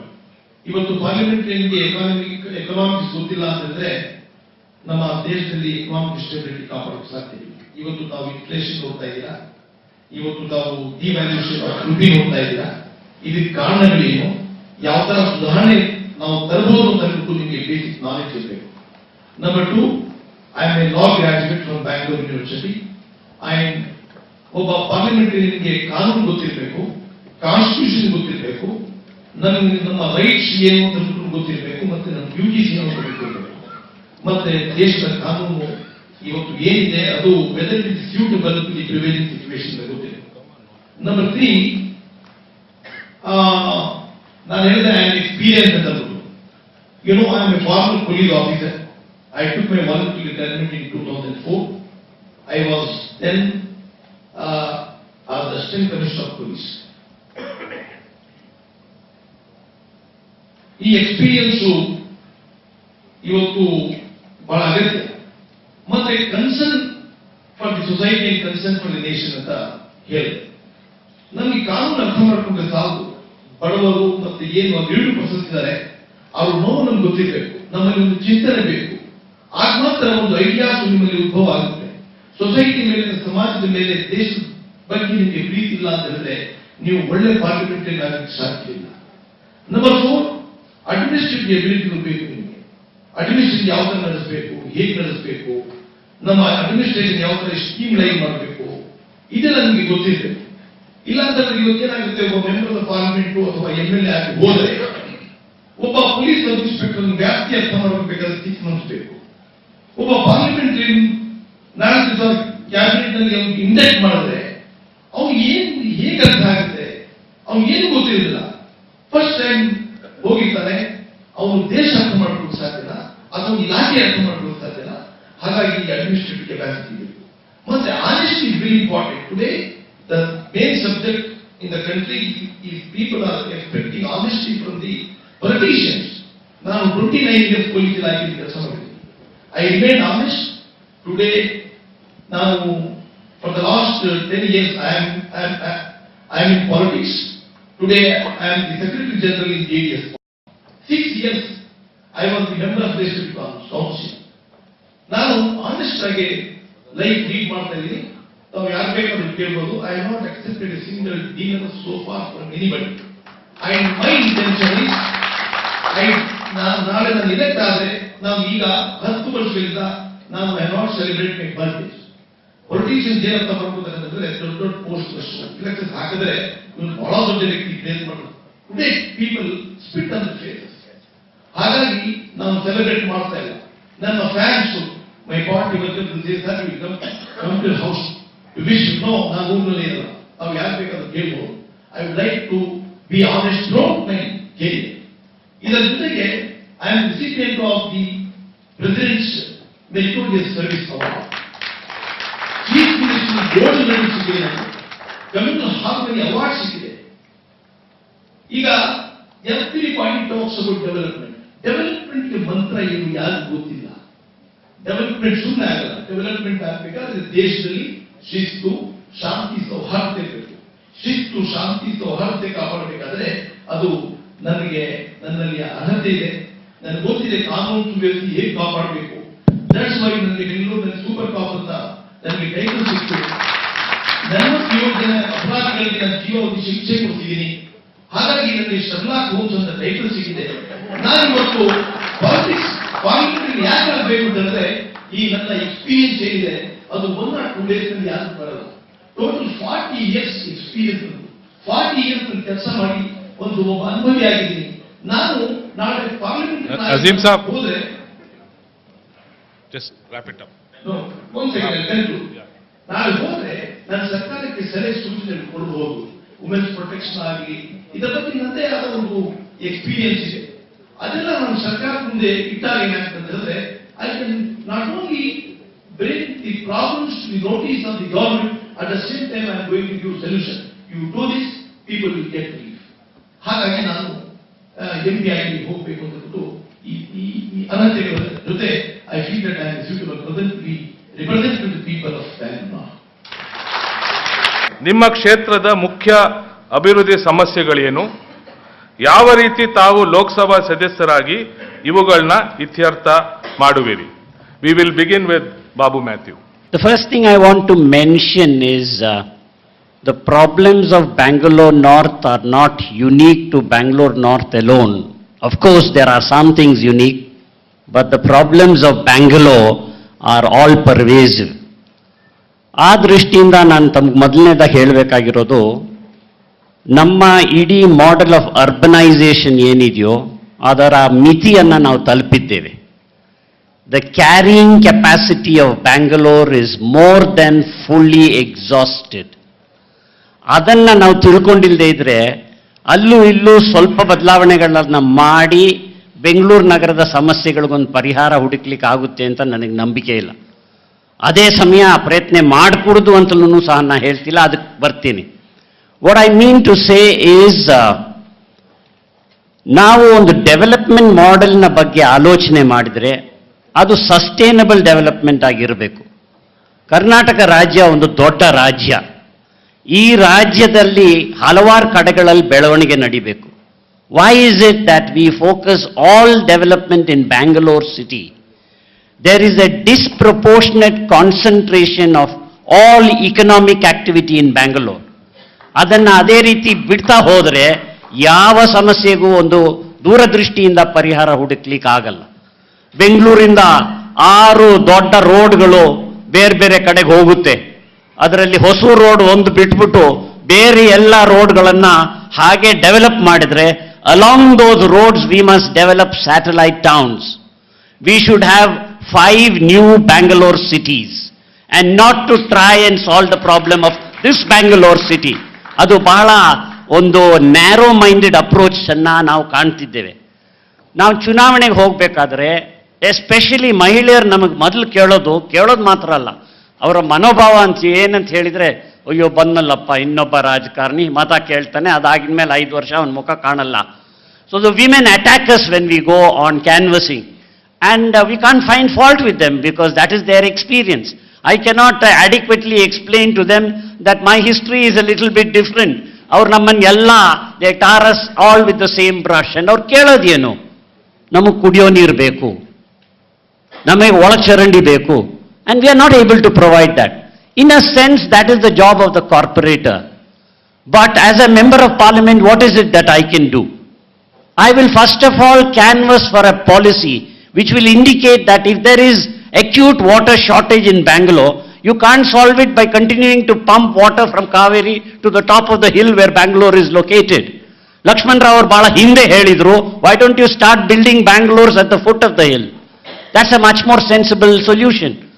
ಅದಕ್ಕಿಂತ ಮುಖ್ಯವಾಗಿ ಈ ನಮ್ಮ ನಗರವನ್ನ ಕೆಲವು ಮಾಫಿಯಾಗಳು capture ಮಾಡ್ಕೊಂಡಿದ್ದಾರೆ. ಆ ಮಾಫಿಯಾಗಳು ಯಾರು? First of all, they are the water mafia. They are the garbage mafia. They are the mafia which goes about having a relationship with the corporator and the contractor. ಅವರು ಸೇರಿ ಆ ಭ್ರಷ್ಟಾಚಾರವನ್ನ ಈ ನಗರದಲ್ಲಿ ಮಾಡ್ತಿರೋದಕ್ಕೆ ಮಿತಿ ಇಲ್ಲ. ಅದನ್ನ ಹೊಡಿಬೇಕಾದ್ರೆ ಈ ಮಾಫಿಯಾಗಳನ್ನ ಮೊದಲು we must break the backbone of these mafias. ಈಗ ನಮ್ಮ ನಗರದಲ್ಲಿರುವ ಕೆರೆಗಳು ತಗೊಳ್ಳಿ. ಬ್ಯಾಂಗ್ಳೂರ್ ನಾರ್ತ್ ಅಲ್ಲಿ 62 ಕೆರೆಗಳು ಒಂದು ಕಾಲದಲ್ಲಿ ಇತ್ತು. ಈಗ ಹುಡುಕ್ಬೇಕು ಕೆರೆ ಎಲ್ಲಿದೆ ಅಂತ. All the lakes are drying up, and if they don't dry up, then Bangalore Water Supply and Sewerage Board is very efficient in releasing the sewage into the lakes. Today you have drinking water in which you will get shit and water combined together, and that is how you get E. coli, and it's a tremendous health hazard. That's the same when it comes to other things like garbage. The garbage mafia in Bangalore overestimates the amount of garbage that is actually generated in the city. ಅವರ ಲೆಕ್ಕದ ಪ್ರಕಾರ ಮುಂಬೈ ನಗರಕ್ಕಿಂತ ಜಾಸ್ತಿ garbage ಇಲ್ಲಿ ಇದೆ ಅಂತ ಹೇಳ್ತಾರೆ. ಕಾರಣ ಏನು? They want to earn corrupt money. So a very major task for Bangalore is to break this mafia. ಅದನ್ನು ಯಾವ ರೀತಿ ಮಾಡೋಕ್ಕಾಗುತ್ತೆ? ಅದು ಮಾಡಬೇಕಾದ್ರೆ ನಮ್ಮ ಅಭಿಪ್ರಾಯದಲ್ಲಿ 2 ಮುಖ್ಯವಾದ ಕ್ರಮಗಳು ಬೇಕು. ಒಂದು, ಸ್ವರಾಜ್ ಬಿಲ್ ಅನ್ನ ಜಾರಿಗೆ ತರಬೇಕು. ಮೊಹಲ್ಲಾ ಕಮಿಟೀಸ್ ಇರಬೇಕು. ಆ ಮೊಹಲ್ಲಾ ಕಮಿಟೀಸ್ ಮುಂದೆ ಕಾರ್ಪೊರೇಟರ್ಸ್ನ ಎಲೆಕ್ಟ್ ಮಾಡಬೇಕು. ಈ ಭ್ರಷ್ಟ ಕಾರ್ಪೊರೇಟರ್ಸ್ಗೆ ಅವಕಾಶ ಇರ್ಬಾರ್ದು, ಅದು ಯಾವುದೇ ಪಕ್ಷ ಆಗಲಿ. ಅವರನ್ನ ಇನ್ನು ಮುಂದೆ ಅವರಿಗೆ ಅವಕಾಶ ಇಲ್ಲದೆ ಇರುತ್ತೆ. Bangalore has brilliant people. Let's provide an opportunity for that to happen. Take the resident welfare associations. They try so hard to make a difference. We must make a law which empowers them and gives them an opportunity. ಇನ್ನೊಂದು ಕಡೆ Jan Lokpal bill ಮಾಡಬೇಕು. ಆ ಜನ್ ಲೋಕ್ಪಾಲ್ ಸಮಯ ಇಲ್ಲದೆ ಇರೋದ್ರಿಂದ ಅದಕ್ಕೆ ಸಂಬಂಧಪಟ್ಟಿರೋ ಹಾಗೆ 3 ವಿಷಯ ಹೇಳ್ತೀನಿ. Number 1, there should be a fast track court. Number 2, if they are punished, they should be put into prison, if necessary for life. Number 3, you must confiscate their assets, auction it in public, and distribute it for public welfare. You can't have small measures in order to defeat the type of corruption that exists. Bangalore should be reclaimed by the citizens of Bangalore, and in order to do that, you need somebody with determination and a clear vision, and I promise you I will do that. Thank you, Babu. ಸಮಸ್ಯೆಗಳು ಹಲವಾರು. ಎಂಎಲ್ಎಗಳು ಯಾವ ಸಮಸ್ಯೆಗಳಿಗೆ ಆದ್ಯತೆ ಕೊಡಬೇಕು, ಲೋಕಸಭಾ ಸದಸ್ಯರು ಯಾವ ಸಮಸ್ಯೆಗಳಿಗೆ ಆದ್ಯತೆ ಕೊಡಬೇಕು ನೋಡಬೇಕು. ಇವತ್ತು ಬೆಂಗಳೂರಿನಲ್ಲಿ ಇರುವಂತಹ ಪ್ರಾಬ್ಲಮ್ ಏನಂತಂದ್ರೆ ಬೇಸಿಕ್ ಇನ್ಫ್ರಾಸ್ಟ್ರಕ್ಚರ್ ಇಲ್ಲ. ಇದ್ರ ಬಗ್ಗೆ ಯಾರು ಚಿಂತನೆ ಮಾಡ್ತಾ ಇಲ್ಲ. ಫಾರ್ ಎಕ್ಸಾಂಪಲ್, ಟ್ರಾಫಿಕ್ ಪ್ರಾಬ್ಲಮ್ ಇದೆ ಬೆಂಗಳೂರಿನಲ್ಲಿ. ರಸ್ತೆಗಳು ಸರಿ ಇಲ್ಲ. ಸ್ಟೇಟ್ ಗವರ್ಮೆಂಟ್ 75 ರಸ್ತೆಗಳು ಡಿಮಾರ್ಕೇಶನ್ ಮಾಡಿದ್ದಾರೆ, ಎಕ್ಸ್ಟೆಂಡ್ ಮಾಡಬೇಕು. ಎಕ್ಸ್ಟೆಂಡ್ ಮಾಡಕ್ಕಾಗುತ್ತಾ? 2 ಕಿಲೋಮೀಟರ್, 3 ಕಿಲೋಮೀಟರ್, 4 ಕಿಲೋಮೀಟರ್ ಎಕ್ಸ್ಟೆಂಡ್ ಮಾಡಬಹುದು. ಆಮೇಲೆ ಒಂದು ಹಂತಕ್ಕೆ ಹೋದಾಗ ಬಾಟಲ್ ನೆಕ್ ಆಗುತ್ತೆ, ಟ್ರಾಫಿಕ್ ಜಾಮ್ ಆಗುತ್ತೆ. You cannot rebate this Bangalore. My vision is to create new Bangalore beyond Yelahanka, between Chikkaballapur and Doddaballapur. Thousands and lakhs of acres of land ಇದೆ. ನಾವು ಮಾಡಿದ್ರೆ ಇವತ್ತು ಬ್ಯಾಂಗ್ಳೂರ್ ಇಂಟರ್ನ್ಯಾಷನಲ್ ಸಿಟಿ ಅಂತ ಹೇಳ್ತೀನಿ. ಬೆಂಗಳೂರು ಇಂಟರ್ನ್ಯಾಷನಲ್ ಸಿಟಿ ಅಂತ ನಾವು ಏನ್ ಹೇಳ್ತೀನಿ, ಬೆಂಗಳೂರು ಇಂಟರ್ನ್ಯಾಷನಲ್ ಆ ಒಂದು ಸ್ಟ್ಯಾಂಡರ್ಡ್ ನಮ್ಮ ಬೆಂಗಳೂರಲ್ಲಿ ಇದೆಯಾ? ಫಾರಿನ್ ಬಂದ್ರೆ ನಗಾಡ್ತಾರೆ. ಅಂತ ಒಂದು ಅಡ್ಮಿನಿಸ್ಟ್ರೇಷನ್ ಕೆಟ್ಟೋಗಿದೆ, ಇನ್ಫ್ರಾಸ್ಟ್ರಕ್ಚರ್ ಇಲ್ಲ. ನೀವು ನ್ಯೂ ಬ್ಯಾಂಗ್ಳೂರ್ ಕ್ರಿಯೇಟ್ ಮಾಡಿದ್ರೆ ನೀವು ಚೈನಾದ ಮಾದರಿ, ಶಿಕಾರಿ ಮಾದರಿ ರಿಂಗ್ ರೋಡ್ ಮಾಡಬಹುದು. 150 road, 150 feet wide road, 100 feet wide road, hospitals, bus stands, railway station, all facilities you can provide. ಜಾಗ ಇದೆ ನಮ್ಮಲ್ಲಿ. When Mr. Ramakrishna Heggde was the chief minister, ಅವರಿಗೆ ಈ ಕಾನ್ಸೆಪ್ಟ್ ಇತ್ತು, ಸರ್ವೆ ಕೆಲಸ ಶುರುವಾಗಿತ್ತು, ಫರ್ದರ್ ಏನು ಗವರ್ಮೆಂಟ್ ಬಂತು ಆ ಪ್ಲಾನ್ ಅಬ್ಯಾಂಡನ್ ಮಾಡಿದ್ರು. ಈ ಕೆಲಸ ನಾನು ಇನ್ಸಿಸ್ಟ್ ಮಾಡ್ತೀನಿ, ಪಾರ್ಲಿಮೆಂಟ್ ನಲ್ಲಿ ಸ್ಟೇಟ್ ಗವರ್ಮೆಂಟ್ ಮಾಡುವಂತ ಕೆಲಸ ಅಲ್ಲ, ಅದು ಮಾಡೋದು ಮಾತ್ರ ಕರೋಡ್ ರುಪೀಸ್ ನೀಡಿ ಆ ಒಂದು ಕೆಲಸ ಮಾಡಬೇಕು. ಎರಡನೇದಾಗಿ ನಮ್ಮಲ್ಲಿ ನೀರಿನ ಸಮಸ್ಯೆ ಇದೆ ಬೆಂಗಳೂರಿನಲ್ಲಿ. ಬೆಂಗಳೂರು ನಾರ್ತ್ ಅಂತ 50% back issue. My question is, from where you are going to bring water further for the people of Bangalore? 4 stage second phase lost ಹಂತದಲ್ಲಿ ವಾಟರ್ ಬಂದಿದೆ ಕಾವೇರಿಯಿಂದ. ಇನ್ನು ಮುಂದೆ ವಾಟರ್ ಸಿಗಲ್ಲ. ಈಗ ಬರ್ತಾರೆ ವಾಟರ್ ಒಂದು 5 ವರ್ಷ ಬರ್ಬೋದು, 6 ವರ್ಷ ಬರ್ಬೋದು, ಮ್ಯಾಕ್ಸಿಮಮ್ 10 ವರ್ಷ ಬರ್ಬೋದು. ಇವತ್ತು ಕೆಲವು ಬಡಾವಣೆಗಳಲ್ಲಿ 3 ದಿವಸಕ್ಕೆ ಒಂದ್ಸತಿ ನೀರು ಬಿಡ್ತಾರೆ. ಇದಕ್ಕೇನು ಒಟ್ಟಿಸಿ ಪರಿಹಾರ? ಟೆಂಪರರಿ ಪರಿಹಾರ ಆಗಲ್ಲ. ನೀವು ಸಮುದ್ರದಿಂದ ನೀರು ತರಬೇಕು, ಥ್ರೂ ಡಿಸಲ್ಯುಟೇಷನ್ ಪ್ಲಾಂಟ್ ಹಾಕಬೇಕು. Though it is expensive affair, it is the duty of the government to provide drinking water to people of Bangalore. ಆ ಒಂದು ಕೆಲಸ ಮಾಡಬೇಕು. ಇವತ್ತು ಎಂಟೈರ್ ವರ್ಲ್ಡ್ ಅಲ್ಲಿ ನೀರು ಸಮುದ್ರದ ನೀರು ಈ ಏನು ಉಪ್ಪಿನ ಅಂಶ ಬೇರ್ಪಡಿಸಿ ಮಾಡ್ತಾ ಇದೆ. ಹಾಗೆ ಸಮುದ್ರ ಇದೆ 300 kilometre from here. Kaveri water ನಾವು ತಂದಿದ್ದು 150 ಕಿಲೋಮೀಟರ್ ಇಂದ. ಇದು ಸಾಧ್ಯವಾಗುತ್ತೆ. ಇಲ್ಲಿವರೆಗೆ ಯಾವ ಸರ್ಕಾರ ಇದರ ಬಗ್ಗೆ ಚಿಂತನೆ ಮಾಡ್ತಾ ಇದೆ. ಈ ಡೇ ವಿಲ್ ಕಮ್, ಬ್ಯಾಂಗ್ಳೂರಿನಲ್ಲಿ ಜನರು ವೆಕೇಟ್ ಮಾಡಿ ಹೋಗ್ತಾರೆ, ಬ್ಯಾಂಗ್ಳೂರ್ ಎಕಾನಮಿ ಹಾಳಾಗುತ್ತೆ. ಏನ್ ಇಂಡಸ್ಟ್ರೀಸ್ ಬರ್ತಾ ಇವೆ, ನೀರಿಲ್ಲ ಅಂತ ಯಾರು ಬರಲ್ಲ. ಕೆಲವು ಅಪಾರ್ಟ್ಮೆಂಟ್ ಅಲ್ಲಿ ಟ್ಯಾಂಕ್ ನೀರು ತಗೊಂಡೋಗಿ ನೀರು ಕೊಡ್ತಾ ಇದೆ. It is shame on the part of the state government. ಇದರ ಬಗ್ಗೆ ಯಾವುದೇ ಯೋಚನೆ ಮಾಡಿಲ್ಲ. This I am going to suggest. As MP ಇವತ್ತು ಬೇಕಾಗಿದ್ದು ನಿಮಗೆ ಹೆಲ್ತ್ ನಾವು ಇವತ್ತು ಎಷ್ಟು ಜನ ಸಹಿತ ಇದ್ದಾರೆ ಡ್ಯೂ ಟು ಇವರ ಕಿಡ್ನಿ ಪ್ರಾಬ್ಲಮ್. ಡಯಾಲಿಸಿಸ್ ಮಾಡೋಕ್ಕೆ ಗೌರ್ಮೆಂಟ್ ಹಾಸ್ಪಿಟಲ್ ಹೋಗ್ತಾರೆ, 3 ಸೈಕಲ್ ಕೊಡ್ತಾರೆ. 4ನೇ ಸೈಕಲ್ ಕೊಡ್ಬೇಕಾದ್ರೆ you better go to nursing home, private nursing home ಅಂತಾರೆ. ಒಂದು ಸೈಕಲ್ 800 rupees, 1000 rupees. ಬಡವರು ಎಲ್ಲಿ ತಗೊಂಡ್ಬರ್ಬೇಕು? ನನ್ಗೆ ಏನು MP ಫಂಡ್ ಸಿಗುತ್ತೆ, ಆ MP ಫಂಡ್ ಅಲ್ಲಿ ಪ್ರತಿಯೊಂದು ಅಸೆಂಬ್ಲಿ ಟ್ರೀಟ್ಮೆಂಟ್ ಅಲ್ಲಿ I will start free dialysis centre.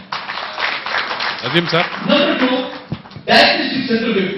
ಇವತ್ತು ನಾವು ಬ್ಲಡ್ ಚೆಕಪ್ ಮಾಡೋದು ಹೋಗ್ತೀವಿ, ಇಮ್ಯೂನ್ ಚೆಕಪ್ ಮಾಡೋದು ಹೋಗ್ತೀವಿ, 500 ರೂಪಾಯಿ ಇನ್ವೆಸ್ಟ್ ಮಾಡ್ತಾರೆ. ಇದು ಒಂದು ಸೆಕೆಂಡ್ ಪ್ರಯಾರಿಟಿ. ಎಲ್ಲ ಕಡೆ ಫ್ರೀ ಆಗಿ ಎಸ್ಟಾಬ್ಲಿಷ್ ಮಾಡ್ತೀವಿ. 3ನೇದು ಓಲ್ಡ್ ಏಜ್ ಹೋಮ್ಸ್ ನಮ್ಮ ಹತ್ರ ಇದೆ. ಇನ್ನೊಂದು ಪ್ರಾಬ್ಲಮ್ ಇದೆ, ಎಷ್ಟು ಹೇಳ್ಕೊಳ್ಳೋಕೆ ಬಾಯಿಲ್ಲ. ಮಕ್ಕಳು ತಂದೆ ತಾಯಿಗೆ ನೆಗ್ಲೆಕ್ಟ್ ಮಾಡ್ತಿದ್ದಾರೆ, ಒಂದು ಊಟ ಇಲ್ಲ. ಈ MP ಫಂಡ್ ಅಲ್ಲಿ ನಾವು ಓಲ್ಡ್ ಏಜ್ ಕೇರ್ ಹೋಮ್ ಅಂತ ಮಾಡಿ I will find out for all such people, old age people, when ಯಾರು ಕೇರ್ ತಗೊಳ್ಳದೆ ಅಬ್ಯಾಂಡ್ ಇದಾಗಿದ್ದಾರೆ ಅಂತ ಅವರಿಗೆ ಒಂದು ಓಲ್ಡ್ ಏಜ್ ಕೇರ್ ಹೋಮ್ ನಾನು ಮಾಡ್ತೀನಿ. ಇನ್ನೂ ಕೆಲವು ಪ್ರಯತ್ನ ನಮ್ಮ ನನಗೆ ನಿಲ್ಸಿ ಹೇಳ್ತಾರೆ. Thank you very much Azeem. Bengaluru ಉತ್ತರ ಕ್ಷೇತ್ರದ ಲೋಕಸಭಾ ಸದಸ್ಯನಾಗಿ ಒಮ್ಮೆ ಪ್ರತಿನಿಧಿಸಿದ್ದಂಥ ನನಗೆ ಬೆಂಗಳೂರು ಉತ್ತರ ಕ್ಷೇತ್ರ ಹಾಗೂ ವಿಶೇಷವಾಗಿ ಬೆಂಗಳೂರು ಮಹಾನಗರ ವ್ಯಾಪ್ತಿಯಲ್ಲಿರುವಂಥ ಸಮಸ್ಯೆಗಳ ಅರಿವಿದೆ. ನಾನೀಗಾಗಲೇ ಹೇಳಿದಂತೆ ಬೆಂಗಳೂರಿನಲ್ಲಿ ಗ್ರಾಮಾಂತರ ಪ್ರದೇಶದಿಂದ ಬಂದಂಥ ಜನ ಇದ್ದಾರೆ. ಹೊಸದಾಗಿ ಬೃಹತ್ ಬೆಂಗಳೂರು ಮಹಾನಗರ ಪಾಲಿಕೆ ಆದಮೇಲೆ 110 ಹಳ್ಳಿಗಳನ್ನು ಸೇರಿಸಿದ್ದಾರೆ. ಅದರಲ್ಲಿ ಬೆಂಗಳೂರು ಸುತ್ತ ಇದ್ದಂಥ 7 ನಗರಸಭೆಗಳನ್ನು ಸೇರ್ಪಡೆ ಮಾಡಿದ್ದಾರೆ, 1 ಪುರಸಭೆಯನ್ನು ಸೇರಿಸಿದ್ದಾರೆ. ಇಷ್ಟೆಲ್ಲ ಆದಾಗ ಈ ಬೆಂಗಳೂರು ಉತ್ತರ ಲೋಕಸಭಾ ಕ್ಷೇತ್ರದಲ್ಲೂ ಕೂಡ ಈಗಲೂ ಗ್ರಾಮ ಪಂಚಾಯತಿ ವ್ಯಾಪ್ತಿಗೆ ಬರುವಂಥ ಹಳ್ಳಿಗಳೂ ಇವೆ, ತಾಲೂಕು ಜಿಲ್ಲಾ ಪಂಚಾಯತಿ ವ್ಯಾಪ್ತಿಗೆ ಬರುವಂಥ ಪ್ರದೇಶಗಳು ಇವೆ. ಅದೇ ರೀತಿಯಲ್ಲೇ ನಗರಸಭೆ ವ್ಯಾಪ್ತಿಯಲ್ಲಿದ್ದಂಥ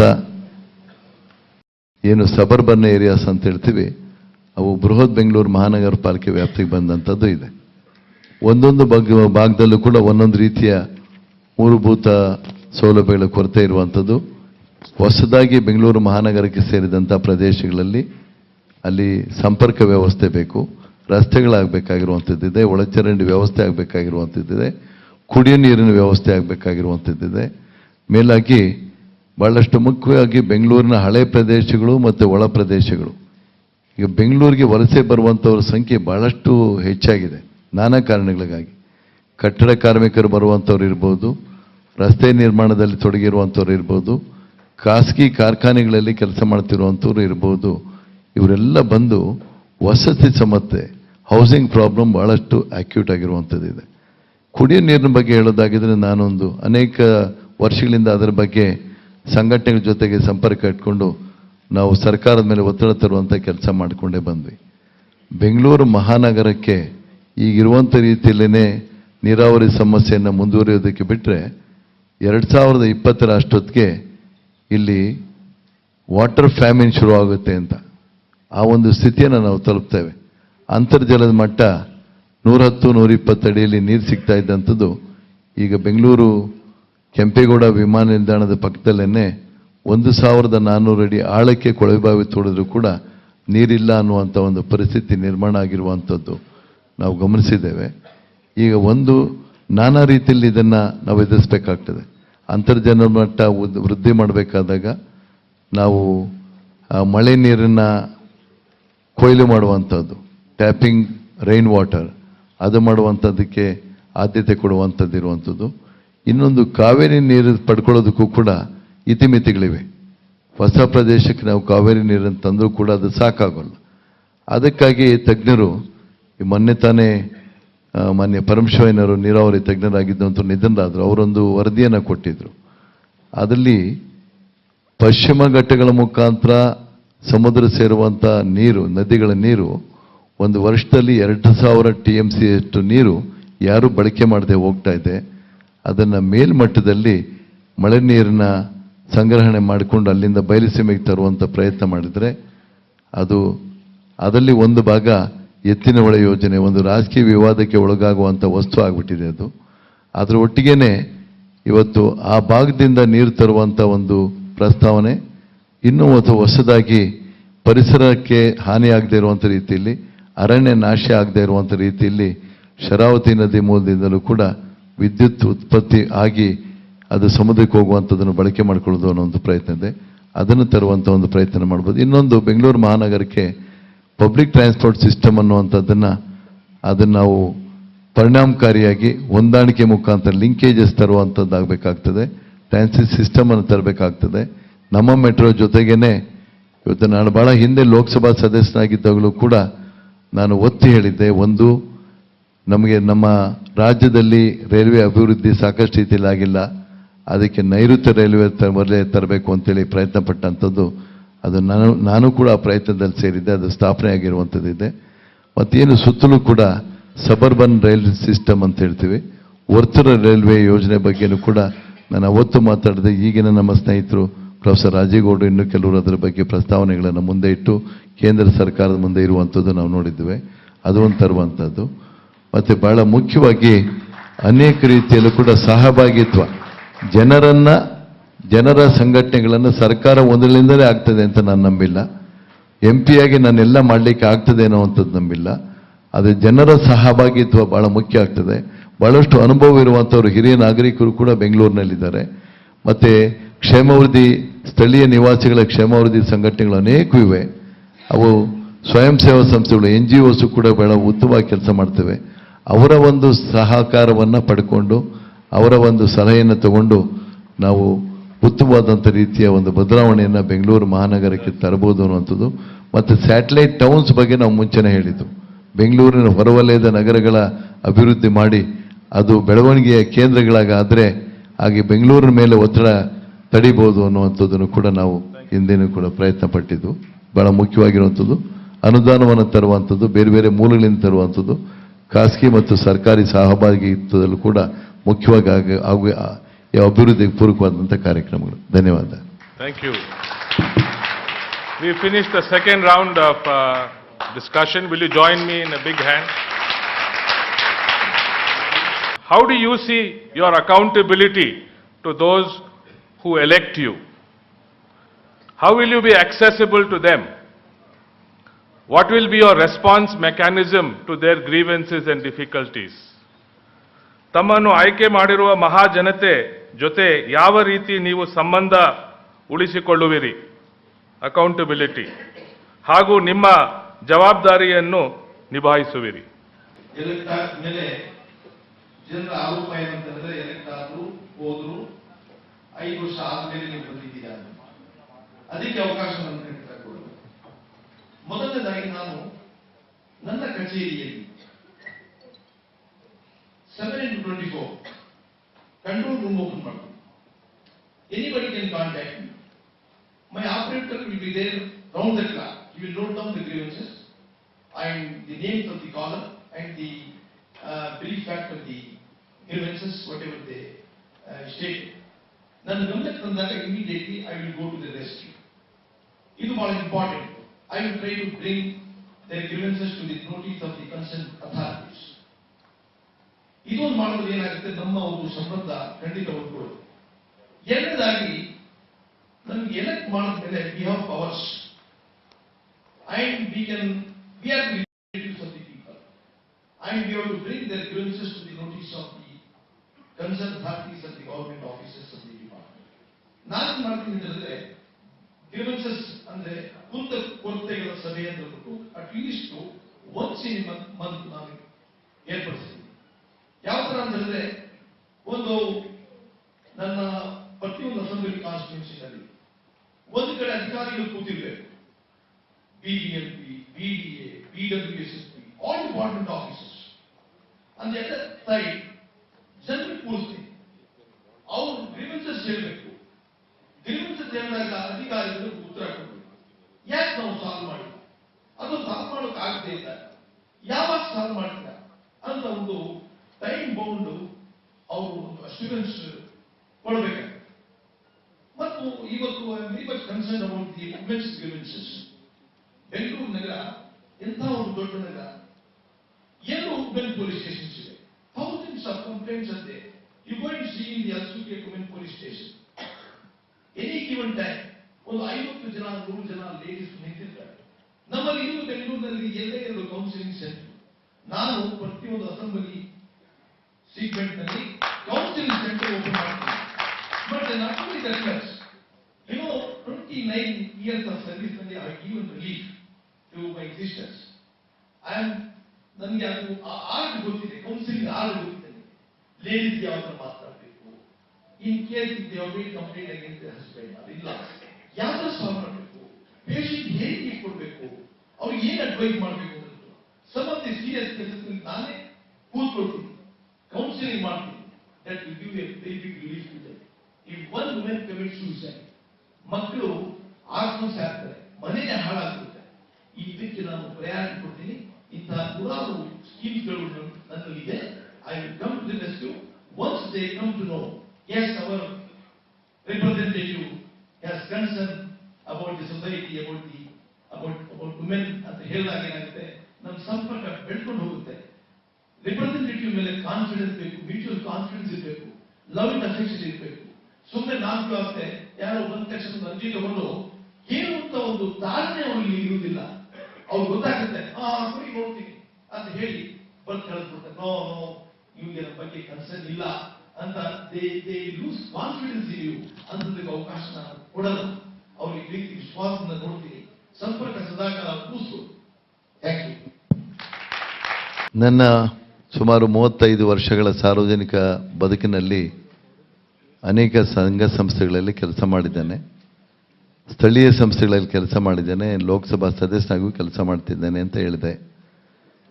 ನಾನು ಈ ಎಲ್ಲ ಸಂದರ್ಭದಲ್ಲೂ ಕೂಡ ಜನಸಾಮಾನ್ಯರ ಜೊತೆಗೆ ಸಂಬಂಧಪಟ್ಟವ್ರ ಜೊತೆಗೆ ನೇರವಾಗಿ ನಿಕಟವಾಗಿ ಸಂಪರ್ಕ ಇಟ್ಕೊಂಡೇ ಬೆಳೆದು ಬಂದಿದ್ದೇನೆ.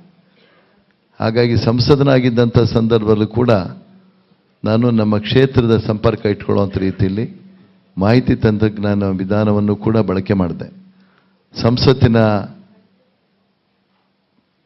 ಲೋಕಸಭಾ ಕಂಪ್ಯೂಟರ್ ಕಮಿಟಿಯಲ್ಲಿ ನಾನು ಒಬ್ಬ ಸದಸ್ಯನಾಗಿದ್ದೆ. ಒಂದು ಕೋರ್ ಕಮಿಟಿ ಸದಸ್ಯನಾಗಿಯೂ ಕೂಡ ನಾನು ಮಾನ್ಯ ಪೃಥ್ವಿರಾಜ್ ಚೌಹಾಣ್ರವರು, ಮಾನ್ಯ ಶಿವಸೇನೆಯ ಮುಖಂಡರೊಬ್ಬರು ಇದ್ದಂಥವರು ಅದರಲ್ಲಿದ್ದು, ಅದನ್ನು ನಾವು ಖಾಸಗಿ ಸಂಸ್ಥೆ ಒಂದು ಸರ್ವೆ ಮಾಡಿದಂಥ ಸಂದರ್ಭದಲ್ಲಿ ಇಡೀ 28 ಲೋಕಸಭಾ ಕ್ಷೇತ್ರಗಳ ಪೈಕಿ ಸಂಸದರ ನಿಧಿಯ ಅತ್ಯುತ್ತಮವಾದಂಥ ಬಳಕೆ ಆಗಿದ್ದಂಥದ್ದು ನಾನು ಪ್ರತಿನಿಧಿಸಿದಂಥ ಬೆಂಗಳೂರು ಉತ್ತರ ಲೋಕಸಭಾ ಕ್ಷೇತ್ರ ಅಂತೇಳಿ ಕೇಂದ್ರ ಸರ್ಕಾರಕ್ಕೆ ವರದಿಯನ್ನು ಕೂಡ ಕಳಿಸಿದ್ರು. ಬೇರೆ ರಾಜ್ಯಗಳು ಕೂಡ ಯಾವ ರೀತಿ ಕಾರ್ಯಕ್ರಮಗಳನ್ನು ಆಯ್ಕೆ ಮಾಡಬಹುದು ಅನ್ನೋದ್ರ ಬಗ್ಗೆ ಒಂದು ಮಾದರಿ ಅನ್ನೋ ರೀತಿಯಲ್ಲಿ ನನ್ನ ಲೋಕಸಭಾ ಕ್ಷೇತ್ರವನ್ನು ಕಳಿಸ್ಕೊಟ್ಟಿದ್ರು. ನಾನು ಬ್ಯಾಂಕಿನ ಅಧ್ಯಕ್ಷನಾಗಿದ್ದಂಥ ಸಂದರ್ಭದಲ್ಲೂ ಕೂಡ ಕರ್ನಾಟಕ ರಾಜ್ಯದ 177 PLD ಬ್ಯಾಂಕ್ಗಳ ಪೈಕಿ ಅತ್ಯುತ್ತಮವಾದಂಥ ಆಡಳಿತದ ಬ್ಯಾಂಕ್ ಅಂತೇಳಿ ನಮಗೆ ರಾಜ್ಯ ಮಟ್ಟದ ಪ್ರಶಸ್ತಿಯನ್ನು ಸಿಕ್ಕಿತ್ತು. ಸಹಕಾರ ರತ್ನ ಪ್ರಶಸ್ತಿಯನ್ನು ಕೂಡ ಪಡೆದಿತ್ತು ಅನ್ನಿಸಿತ್ತು. ಜಿಲ್ಲಾ ಪರಿಷತ್ನಲ್ಲಿ 8 ತಾಲೂಕು ಕೇಂದ್ರಗಳು ಅಭಿವೃದ್ಧಿಗೆ ಸಂಬಂಧಪಟ್ಟಂತೆ 28 ಅಭಿವೃದ್ಧಿ ವಲಯಗಳ ವ್ಯಾಪ್ತಿಯಲ್ಲಿ ನಾವು ಕೆಲಸ ಮಾಡುವಂಥ ಸಂದರ್ಭದಲ್ಲಿ ಎಲ್ಲರ ಸಹಕಾರದಿಂದ ಬಹಳಷ್ಟು ಕ್ಷೇತ್ರಗಳ ಕಾರ್ಯಕ್ರಮಗಳ ಅನುಷ್ಠಾನದಲ್ಲಿ ರಾಜ್ಯ ಮತ್ತು ರಾಷ್ಟ್ರ ಮಟ್ಟದಲ್ಲೂ ಕೂಡ ನಾವು ಪ್ರಶಸ್ತಿಗಳನ್ನು ಪಡ್ಕೊಂಡು ಬಂದು, ಸಂಸದನಾಗಿ ಮೊದಲನೇ ಅವಧಿಗೆ ನಾನು ಸದಸ್ಯನಾಗಿದ್ದರೂ ಕೂಡ ಆ ಒಂದು ಸಂಸತ್ನ ನಡೆದಂಥ ಕಾರ್ಯಕಲಾಪಗಳಲ್ಲಿ ಬಹುತೇಕ ಬಹಳಷ್ಟು ಚರ್ಚೆಗಳಲ್ಲಿ ನಾನು ಪ್ರಥಮ ಬಾರಿಗೆ ಆಯ್ಕೆಯಾದಂಥ ಸಂಸದನಾಗಿದ್ದರೂ ಕೂಡ ನಾನು ಸಕ್ರಿಯವಾಗಿ ಭಾಗವಹಿಸಿದ್ದೆ. ಅನೇಕ ಯೋಜನೆಗಳ ಪ್ರಸ್ತಾವನೆಯನ್ನು ಕೂಡ ನನ್ನ ಮುಖೇನ ತಂದಿದ್ದಂಥದ್ದು. ಇನ್ನೊಂದು ಬಹಳ ಮುಖ್ಯವಾಗಿ ಪ್ರಥಮ ಬಾರಿಗೆ ಸಂಸದನಾಗಿದ್ದರೂ ಕೂಡ ರಾಷ್ಟ್ರೀಯ ಸಂಸದನ ಒಂದು ರಾಷ್ಟ್ರೀಯ ನಿಯೋಗದ ಸದಸ್ಯನಾಗಿ ನಾನು ವಿಶ್ವಸಂಸ್ಥೆಯ ಮಹಾಧಿವೇಶನದಲ್ಲಿ ಭಾಗವಹಿಸಿ ರಾಷ್ಟ್ರದ ಪ್ರತಿನಿಧಿಯಾಗೂ ಕೂಡ ಕೆಲಸ ಮಾಡಿದ್ದೆ. ಇಂಟರ್ ಪಾರ್ಲಿಮೆಂಟ್ ಯೂನಿಯನ್ ಕೂಡ ನಾನೊಬ್ಬ ನ್ಯಾಷನಲ್ ಡೆಲಿಗೇಟ್ ಆಗಿ ಭಾಗವಹಿಸಿದ್ದೆ. ಪಾಕಿಸ್ತಾನದಲ್ಲಿ ಒಂದು ರಾಷ್ಟ್ರೀಯ ನಿಯೋಗದ ಪ್ರತಿನಿಧಿಯಾಗೂ ಕೂಡ ಭಾಗವಹಿಸಿ ಒಂದು ಸಂಬಂಧಗಳ ಸುಧಾರಣೆ ಬಗ್ಗೆ ಕೆಲಸ ಮಾಡಿದ್ದೆ. ಅಂದರೆ ಏನು ಅಂದರೆ, ಸಮಸ್ಯೆಗಳು ಬಂದಂಥ ಸಂದರ್ಭದಲ್ಲಿ ಸ್ಥಳೀಯ ಪ್ರತಿನಿಧಿಗಳು ಸ್ಥಳೀಯವಾಗಿ ಅನುಭವ ಇರುವಂಥವರ ಸಹಕಾರವನ್ನು ಸಲಹೆಯನ್ನು ಪಡ್ಕೊಂಡು ನಾವು ಅಧಿಕಾರಶಾಹಿ ನಾವು ಒಟ್ಟಿಗೆ ಸೇರಿ ಕೆಲಸ ಮಾಡ್ಕೊಂಡು ಹೋಗಿದ್ದೇವೆ. ಇಲ್ಲಿ ನಾನು ಗ್ರಾಮ ಸಭೆಗಳ ಮಹತ್ವದ ಬಗ್ಗೆ ಮೊದಲಿಂದಲೂ ಕೂಡ ಒತ್ತಿ ಹೇಳಿದ್ದೇನೆ. ಗ್ರಾಮಾಂತರ ಪ್ರದೇಶದಲ್ಲಿ ಜನರು ಅವರ ಅಭಿಪ್ರಾಯಗಳನ್ನು ತಿಳಿಸಬೇಕು, ಸಲಹೆಗಳನ್ನು ತಗೊಂಡು ಅದರಂತೆ ನಾವು ಯೋಜನೆಗಳನ್ನು ರೂಪಿಸಬೇಕು ಅಂತೇಳಿ. ಅದೇ ರೀತಿ ನಗರ ಸ್ಥಳೀಯ ಅರ್ಬನ್ ಲೋಕಲ್ ಬಾಡೀಸ್ ಅಂತ ಏನು ಹೇಳ್ತೇವೆ, ನಗರಸಭೆ ಇರುವಂಥದ್ದು, ಮಹಾನಗರ ಪಾಲಿಕೆ ವ್ಯಾಪ್ತಿ ಇರುವಂಥದ್ದು ಇರ್ಬೋದು. ಇಲ್ಲಿ constant interaction with the people, the electors and the public people's representatives must be there. ಈಗ ವಾರ್ಡ್ ಸಮಿತಿಗಳ ಬಗ್ಗೆ ಪ್ರಸ್ತಾಪ ಇದೆ, ಅದು ಪೂರ್ಣವಾಗಿ ಆಗಬೇಕಾಗ್ತದೆ. ನಿಕಟವಾದಂಥ ರೀತಿಯಲ್ಲಿ ಈ ನಾವೇನು ಲೋಕಲ್ ಗ್ರೂಪ್ಸ್ ಅಂತ ಇರ್ತದೆ ನಮ್ಮಲ್ಲಿ, ರೆಸಿಡೆಂಟ್ ವೆಲ್ಫೇರ್ ಅಸೋಸಿಯೇಷನ್ಸ್ ಇರುವಂಥದ್ದು, ಬೇರೆ ಬೇರೆ ಕ್ಷೇತ್ರದಲ್ಲಿ ಕೆಲಸ ಮಾಡ್ತಿರುವಂಥ NGOs ಇದೆ ನಮ್ಮಲ್ಲಿ, ಭಾಳಷ್ಟು ಒಳ್ಳೆಯ ರೀತಿಯಲ್ಲಿ ಕೆಲಸ ಮಾಡ್ತಿರುವಂಥದ್ದು. ಆಕ್ಟಿವಿಸ್ಟ್ ಆರ್ಗನೈಸೇಷನ್ಸ್ ಇವೆ, ಆಕ್ಟಿವಿಸ್ಟು ಇದ್ದಾರೆ. ಅವರೊಟ್ಟಿಗೆ ನಿಕಟವಾದಂಥ ಸಂಪರ್ಕೊಂಡು ಕೆಲಸ ಮಾಡ್ಕೊಂಡು ಹೋಗ್ತೇನೆ. ಅದನ್ನು ಮೊದಲಿಂದಲೂ ಕೂಡ ನನ್ನ ಯಶಸ್ಸು ಅಂತ ಏನಾದರೂ ನಾನು ಪಡ್ಕೊಂಡಿದ್ದೇನೆ ಅಭಿವೃದ್ಧಿ ಕಾರ್ಯಕ್ರಮಗಳಲ್ಲಿ. ಯಾಕೆಂದರೆ ಅಖಿಲ ಭಾರತ ಕನ್ನಡ ಸಾಹಿತ್ಯ ಸಮ್ಮೇಳನದಲ್ಲೂ ಕೂಡ ನನ್ನ ಈ ಒಂದು ಕ್ಷೇತ್ರದಲ್ಲಿ ಸಲ್ಲಿಸಿರುವಂಥ ಒಂದು ಕೆಲಸವನ್ನು ಸೇವೆಯನ್ನು ಪರಿಗಣಿಸಿ ನನಗೆ ಒಂದು ಗೌರವವನ್ನು ಕೂಡ ಕೊಟ್ಟಿರುವಂಥದ್ದು. ಮತ್ತು ಔಟ್ಸ್ಟ್ಯಾಂಡಿಂಗ್ ಯಂಗ್ ಪರ್ಸನ್ ಅವಾರ್ಡ್ ಅಂತೇಳಿ JCC ಇಂಟರ್ನ್ಯಾಷನಲಿಂದ ಹಿಂದೆನೇ ಕೊಟ್ಟಂಥದ್ದು. ಬೇರೆ ಬೇರೆ ರೀತಿಯಲ್ಲೂ ಕೆಲಸ ಮಾಡಿದ್ದೇನೆ. ನನಗೆ ಆತ್ಮವಿಶ್ವಾಸ ಇದೆ, ಎಲ್ಲರ ಸಹಕಾರದಿಂದ ಒಳ್ಳೆ ರೀತಿಯಲ್ಲಿ ಕೆಲಸ ಮಾಡ್ಕೊಂಡು ಹೋಗ್ಬೋದು. ನನ್ನ ಜನಪ್ರತಿನಿಧಿಯಾಗಿದ್ದ ಸಂದರ್ಭದಲ್ಲಿ ಯಾವತ್ತೂ ಕೂಡ ಜನರ ವಿಶ್ವಾಸಕ್ಕೆ ದ್ರೋಹ ಬಗೆದೇ ಇರುವಂಥ ರೀತಿಯಲ್ಲಿ ಕೆಲಸ ಮಾಡ್ಕೊಂಡು ಬಂದಿದ್ದೇನೆ. ಧನ್ಯವಾದ. Thank you very much sir. Babu, ನಾನು ವಿಶೇಷವಾಗಿ ಹೇಳಬೇಕಾಗಿರೋದು, ಬೆಂಗಳೂರು ನಗರದಲ್ಲಿರುವ ಟ್ಯಾಲೆಂಟ್ ಏನಿದೆಯೋ, ಸಾಮರ್ಥ್ಯ ಏನಿದೆಯೋ, ಇನ್ಫಾರ್ಮೇಷನ್ ಟೆಕ್ನಾಲಜಿಗೆ ಸಂಬಂಧಪಟ್ಟಿರುವ ಒಂದು ಸಾಮರ್ಥ್ಯ ಏನಿದೆಯೋ ಅದನ್ನು ಸಂಪೂರ್ಣವಾಗಿ ಉಪಯೋಗಿಸ್ಕೊಳ್ಳಿಕ್ಕೆ ಒಂದು ಬಹಳ ಒಳ್ಳೆಯ ಅವಕಾಶ ಅಂತ ನಾನು ಕಂಡಿದ್ದೇನೆ. So if I am in parliament, I will make sure that there is complete transparency in whatever I am doing. ಅದು ನನ್ನ ಫೇಸ್ಬುಕ್ ಮುಖಾಂತರ, ವೆಬ್ಸೈಟ್ ಮುಖಾಂತರ ಜನಕ್ಕೆ ತಿಳಿಸ್ತೀನಿ. ಅದಕ್ಕಿಂತ ಮುಖ್ಯವಾಗಿ ನಮ್ಮ ನಂಬಿಕೆ ಇರೋದು ಏನಂತ ಹೇಳಿದರೆ, ಎಲ್ಲ ಮೊಹಲ್ಲಾಗಳಲ್ಲೂ ಸಹ ನಮ್ಮ ಸಮಿತಿಗಳನ್ನು ಸ್ಥಾಪನೆ ಮಾಡಬೇಕು. ಈ ಸಮಿತಿಗಳ ಮುಖಾಂತರ we should be able to find corporators who are completely above board. ನನ್ನ ನಂಬಿಕೆ ಅದು ಮಾಡ್ಲಿಕ್ಕೆ ಸಾಕಷ್ಟು ಸಾಧ್ಯತೆ ಇದೆ, ಜನ ಅದಕ್ಕೆ ಬೆಂಬಲ ಕೊಡ್ತಾರೆ. BPAC ಅಂತವ್ರು ಮಾಡಬೇಕಾಗಿರೋದು ಏನಂತ ಹೇಳಿದರೆ, ಯಾರಾದರೂ ಒಬ್ಬರು IT ಸೆಕ್ಟ್ರಲ್ಲಿ ಕೆಲಸ ಮಾಡ್ತಿರೋರು ಕಾರ್ಪೊರೇಟರ್ ಆದರೆ ಅವರು ಆನ್ ಡೆಪ್ಯುಟೇಷನ್ ಬರಬೇಕು ಆ ಫ್ಯಾಕ್ಟ್ರಿಯಿಂದ, ಅವರ ಸಂಬಳ ಫ್ಯಾಕ್ಟ್ರಿಯಿಂದ ಕೊಡಬೇಕು. ಕಾರಣ ಅದು ನಮ್ಮ ನಗರಕ್ಕಿರುವ ಒಂದು ಸೇವೆ ಅದು. ಆ ರೀತಿಯಾದ ಹೊಸ ಜನರನ್ನು ನಾವು ಕರ್ಕೊಂಬರಬೇಕು, ಅವರನ್ನು ಸೇರಿಸ್ಕೊಂಡು ಈ ಕೆಲಸಗಳಲ್ಲಿ. So there must be a full accountability using information technology in a massive way. There is no other city in India which has as much access to that dimension. And ಅದರ ಜೊತೆ ನಾವು ಬಹಳ ವಿಶೇಷವಾಗಿ ಗಮನಿಸಬೇಕಾಗಿರೋದು, ಜೆಂಡರ್ ಜಸ್ಟಿಸ್ಗೆ ಸಂಬಂಧಪಟ್ಟಿರೋ ಹಾಗೆ ನಮ್ಮ ರಾಜ್ಯದಲ್ಲಿ, ನಮ್ಮ ನಗರದಲ್ಲಿ ಸಾಕಷ್ಟು ಚಟುವಟಿಕೆಗಳು ಇಲ್ಲ. So if we as soon as this election is over, 17ನೇ ತಾರೀಕು ಚುನಾವಣೆ ಮುಗಿಯುತ್ತೆ, ಇನ್ನು ನಮ್ಮ ರಿಸಲ್ಟ್ ಬರಬೇಕಾದ್ರೆ 1 ತಿಂಗಳು ಕಾಯಬೇಕು. ಆ ಕಾಲಾವಧಿಯಲ್ಲೇ ನಾವು ಈ ಕೆಲಸ ಶುರು ಮಾಡ್ತೀವಿ. It is our intention to set up a kind of shadow corporators Like in Britain, the Labour Party used to be a shadow party when the other side is in power. ಆ ರೀತಿಯಾದ ಚಟುವಟಿಕೆಗಳು.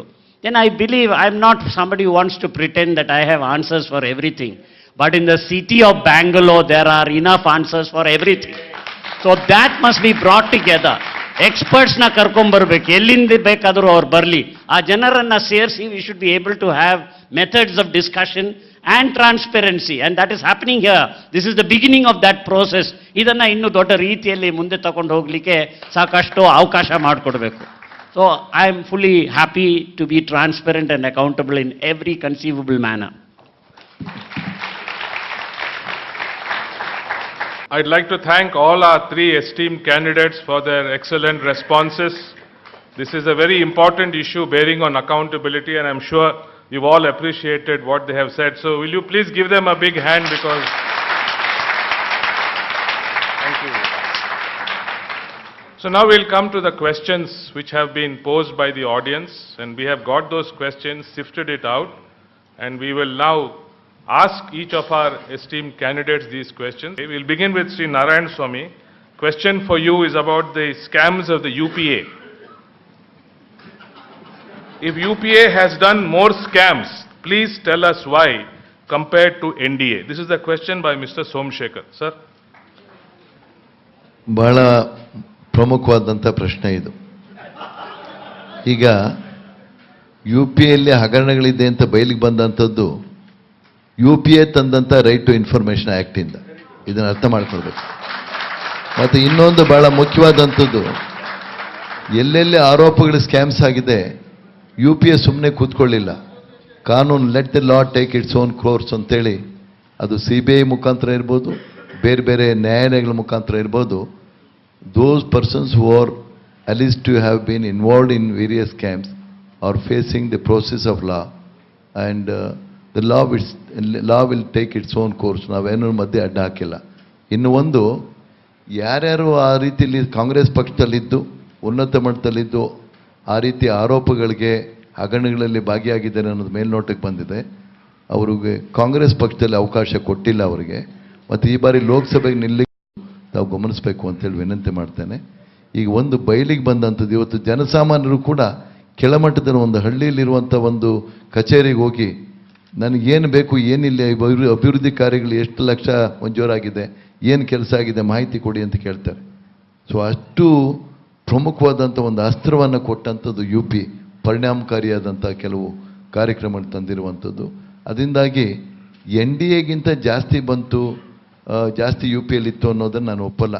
ಕರ್ನಾಟಕದ ಒಂದು ಉದಾಹರಣೆ ತಗೊಳ್ಳೋದಾದರೆ, ಈ 10 ತಿಂಗಳ ಹಿಂದೆ ಅಧಿಕಾರದಲ್ಲಿದ್ದಂಥ ಭಾರತೀಯ ಜನತಾ ಪಕ್ಷದ ಸರ್ಕಾರದ ಅವಧಿಯಲ್ಲಿ ಮುಖ್ಯಮಂತ್ರಿಗಳ ಆದಿಯಾಗಿ ಸಂಪುಟದ ಅನೇಕ ಜನ ಮಂತ್ರಿಗಳಾಗಿದ್ದಂಥವರು ಇವತ್ತು ಅನೇಕ ಹಗರಣಗಳಲ್ಲಿ ಭಾಗಿಯಾಗಿದ್ದಾರೆ ಅಂತ ಆರೋಪಗಳಿಗೆ ಒಳಗಾಗಿ ಕಾನೂನಲ್ಲಿ ಇವತ್ತು ಜೈಲು ವಾಸವನ್ನು ಅನುಭವಿಸಿ ಬೇಲ್ನಲ್ಲಿ ಈಚೆ ಬಂದಿರುವಂಥ ಪ್ರಕರಣಗಳಿವೆ.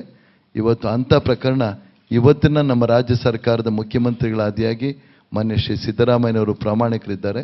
ಅವರ ಸಂಪುಟ ಸಹೋದ್ಯೋಗಿಗಳು ಕೂಡ ಆ ಒಂದು ರೀತಿಯ ಪ್ರಾಮಾಣಿಕತೆಯಿಂದ ಕೆಲಸ ಮಾಡ್ತಾ ಇದ್ದಾರೆ. ಅದರಿಂದ ಕಾಂಗ್ರೆಸ್ನಲ್ಲೇ ಇದ್ದಾರೆ ಅನ್ನುವಂಥ ಪ್ರಶ್ನೆ ಇಲ್ಲ. ಎಲ್ಲ ಪಕ್ಷಗಳಲ್ಲೂ ಕೂಡ ಅಲ್ಲಲ್ಲಿ ಇಂಥ ಹಗರಣಗಳು ಬಂದಿದೆ. ಬಂದಂಥ ಸಂದರ್ಭದಲ್ಲಿ ರಕ್ಷಣೆ ಮಾಡ್ತಿದ್ದಾರೆ ಅನ್ನೋದಿಲ್ಲದೆ ಕಾನೂನು ಕ್ರಮ ತಗೊಳ್ಳೋದಕ್ಕೆ ಅವಕಾಶ ಕೊಟ್ಟಿದ್ದಾರಲ್ಲ, ಅದು UPA ಸರ್ಕಾರ ಮಾಡಿದಂಥ ಕೆಲಸ. Thank you sir. ಈಗ ಬಾಬು ಮ್ಯಾಥ್ಯೂ ಅವರಿಗೆ ಸಿದ್ಧಾರ್ಥಿಂದ ಒಂದು ಪ್ರಶ್ನೆ. Babu, Kejriwal's mission and ambition seems to be only television. Please clarify. I think the one who has been deprived of the maximum coverage during the past few weeks has been Arvind Kejriwal. I don't think if he does get coverage, that is partly his talent, and that is a right guaranteed under the Constitution of India. We have the right to freedom of speech and expression. So you should not grudge it if he got it. After all, he came into limelight 1.5 years ago, and he has to compete with those who are a century-year old. And therefore, it is an uphill task, and we are up to the challenge. We'll get even more press coverage, especially after the election. ಇದು ನಮ್ಮ ಅಬ್ದುಲ್ ಅಜೀಂ ಸಾಹೇಬರಿಗೆ ಪ್ರಶ್ನೆ. ಮಹಿಳಾ ಮೀಸಲಾತಿ ಬಗ್ಗೆ ಅನುಷ್ಠಾನಕ್ಕಾಗಿ ತರುವ ಬಗ್ಗೆ ನೀವು ಎಷ್ಟು ಒತ್ತು ಕೊಡುವಿರಿ ಮತ್ತು ಮಹಿಳೆಯರ ಬಗ್ಗೆ ದೌರ್ಜನ್ಯ ಬಗ್ಗೆ ನೀವು ಏನು ಕ್ರಮ ತಗೊಳ್ಳುವಿರಿ? In other words, what steps will you take in order to bring about women's reservation in Parliament, the bill, and how will you protect women from the kind of atrocities that they are being subject to? Sarmaya Shri Devegowda ji was the first Prime Minister who has brought women reservation bill in the Parliament. He insisted for 23%.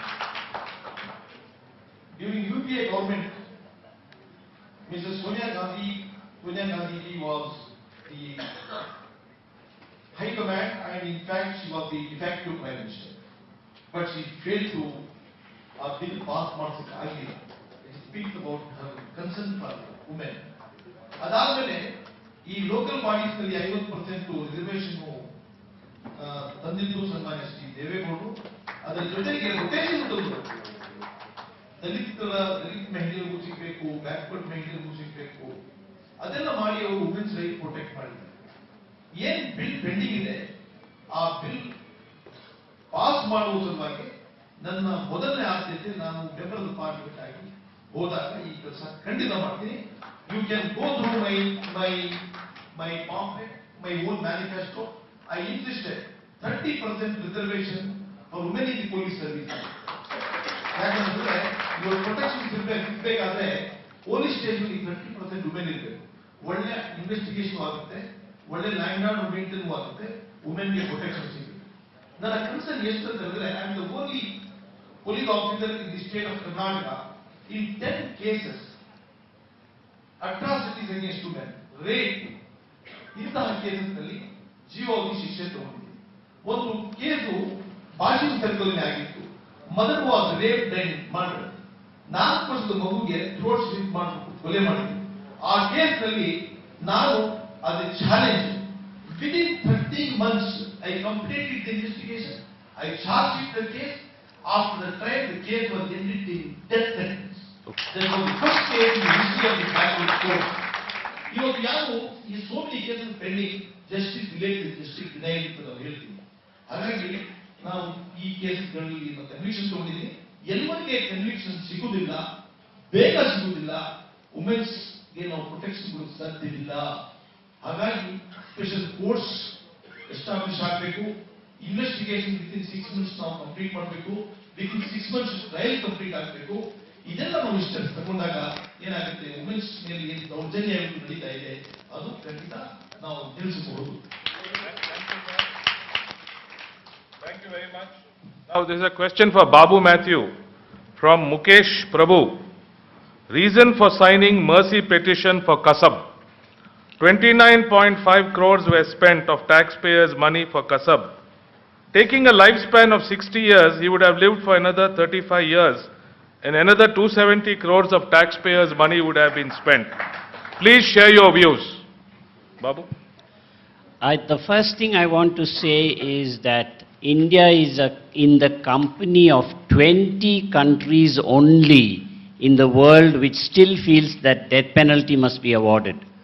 There is international consensus that this form of punishment has not helped to remedy the situation in the direction in which it has been intended.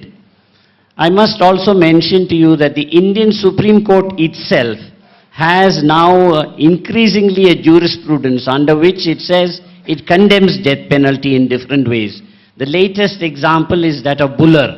Buller is a terrorist who was accused of terrorism, but the Indian Supreme Court last week has said that he should not be sentenced to death. And you'll be interested to note that even Subramania Swamy supported that decision of the Supreme Court of India. So there is a shift in this regard. It's a matter of human rights jurisprudence, and it is necessary that India looks at this question.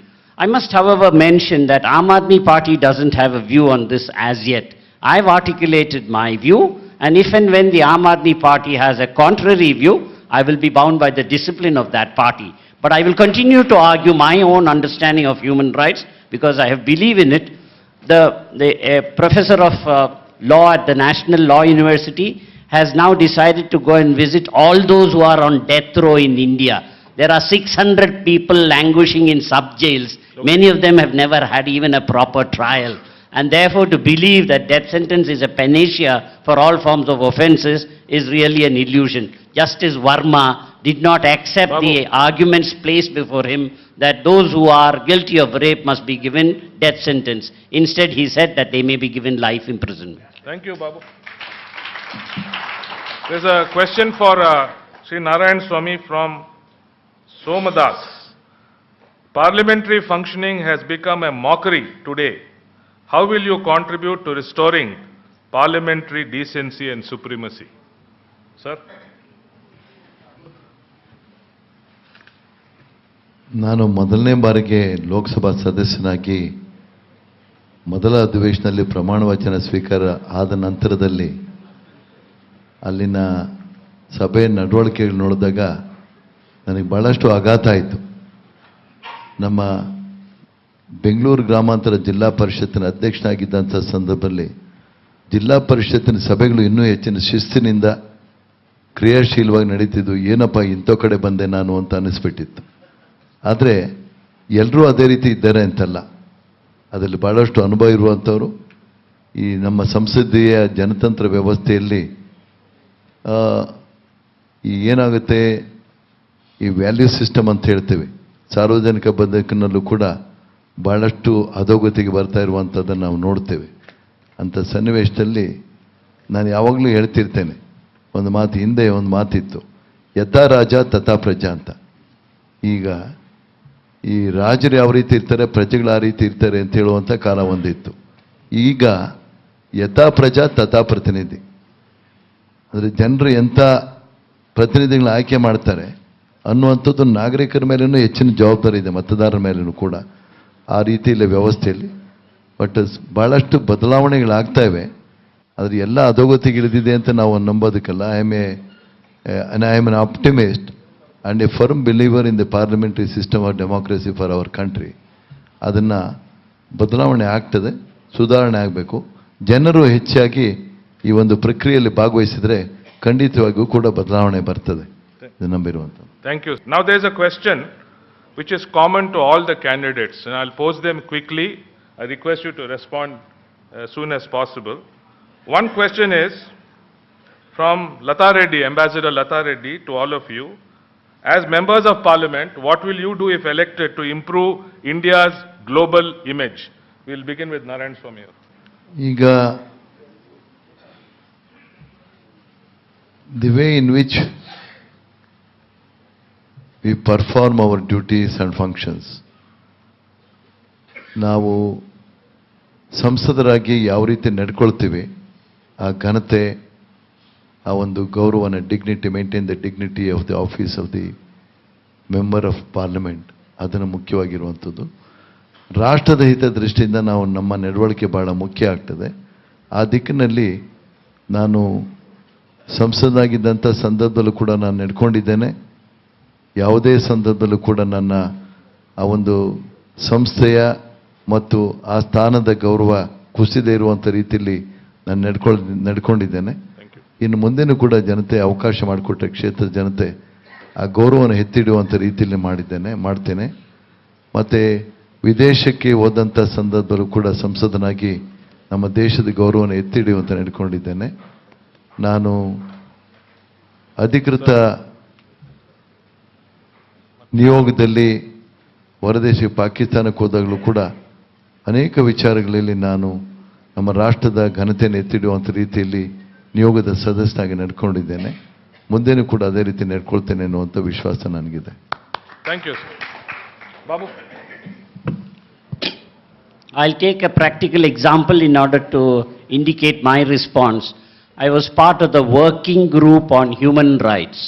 This is a working group which helped to prepare the Universal Periodic Review. That is a report which pertains to India's performance on the human rights front in the UN in Geneva. And so India was always very reluctant to participate fully in it. As part of the working group, we interacted with the External Affairs Ministry, and we persuaded the Secretary to the External Affairs that in future you must have a transparent system of preparing India's report to the UN. You must do it in consultation with all the civil society organizations. We then went to Geneva and met with the Indian ambassador and told the Indian ambassador, why are you shy of coming up before the Human Rights Forum? India has the best constitution in the world. You have the maximum number of laws in the world. Why is it that you can't tell the world that this is what we are doing? He sent a recommendation to the External Affairs Ministry, and I must say, as a result of it, India's Universal Periodic Review number 2 was prepared in consultation with a wide process of interaction with people, and including the National Human Rights Commission. So I believe that India must move forward with much more confidence, and there is no doubt that we are highly respected. Third world countries look forward to our leadership. But if we have a shaky leadership which does not know in which direction to go, then obviously that will reflect upon the external affairs. What you need is clarity on all these matters. Once you have that, you can be sure that India will be the global leader all over again. Okay. Thank you, Babu. Azim Saab. The first thing is we have to restore safety and security of the people in this country. Yes. Today, terrorism is the day-to-day affair. And if we maintain law and order, if we eradicate and stop this terrorist activities through stringent acts, then only this will enhance the image of the country in the global world. Number two, today there is no economic stability in our country. And government has failed to take various measures. One of the measures what country has to take, so for my knowledge is concerned, I am a policeman, about 25% of the fake notes are in circulation. That has brought our economic instability in this country. And these are two important things. If we restore it, then definitely our image will go high in the eyes of the global world. One common question to all the three candidates, and it's very important because it's part of the citizen interface issue. How do you plan to take the help and steps to empower resident welfare associations and civil society in your constituency? We'll begin with Azim Saab. Sir, there is a scheme called Neighborhood Watch Scheme that is there in England, that is called self-policing. That we have to insist. They did not depend on the police. They did not go to the police station. In every locality they can have a neighborhood watch scheme. And there will be chief of the neighborhood watch team, and every information will come to them. Even if anybody is going to appoint a servant, his particulars will be given to the office, and any kind of crimes, any untoward incident that happened, that will be communicated through weekly or fortnightly bulletin. And they must have absolute control in the locality. How many doctors are there, how many lawyers are there, and how many landries are there, and how many barber shops are there. If we know how many people are living, then it will be very easy to watch if any newcomer is coming to the locality. It's very easy. And in case if they come to know that so and so with a criminal record has escaped or missing, then they can take care to prevent such people, and then the society will be crime-free society. Mr. Narayan Swamy, please. Quick response. I will provide for periodic consultation with Resident Welfare Association representatives regarding local issues and have continuous contact with the representatives of the local bodies. ಯಾಕಂದರೆ ಇವು ಸಮಸ್ಯೆಗಳು ಸ್ಥಳೀಯ ಸಂಸ್ಥೆಗಳಿಗೆ ಸಂಬಂಧಪಟ್ಟಂಥವು ಇರ್ತವೆ, ರಾಜ್ಯ ಸರ್ಕಾರ ಮತ್ತು ಕೇಂದ್ರ ಸರ್ಕಾರದ ಯೋಜನೆಗಳಿಗೆ ಸಂಬಂಧಪಟ್ಟಂಥವು ಇರ್ತವೆ. ಇವು ಜೊತೆಗೆ ಸತತವಾಗಿ ಸಂಪರ್ಕ ಇಟ್ಕೊಂಡು ನಾನು ಪ್ರಾಮಾಣಿಕವಾಗಿ ದಕ್ಷತೆಯಿಂದ ಕೆಲಸ ಮಾಡ್ತೇನೆ ಅನ್ನುವಂಥ ಮಾತನ್ನು ಹೇಳ್ತೇನೆ. Babu. As part of my campaign, I've had opportunity to interact with resident welfare associations. I went to one of them in which there were 1,300 apartments. The number of people who came after intense preparation was less than 40. And I think this is not their fault. It's because cynicism has grown and there is a feeling that RWAs can do nothing against the whole corruption that exists in the city. So the first measure that I will take is that RWAs, in consultation with RWAs, I will move for the preparation of a law which gives power to the RWAs. Only when they are empowered will there be meaningful participation. And I think there is tremendous scope for that in the city of Bangalore. We'll have to really undertake an exercise in which all political parties will participate in this so that there is no sectarianism. I'll take the initiative even in this regard, because what we need is a law that will facilitate participation. Narayana ಸ್ವಾಮಿ ಅವರೇ, ಇದು ಪ್ರಶ್ನೆ ನಿಮಗೆ.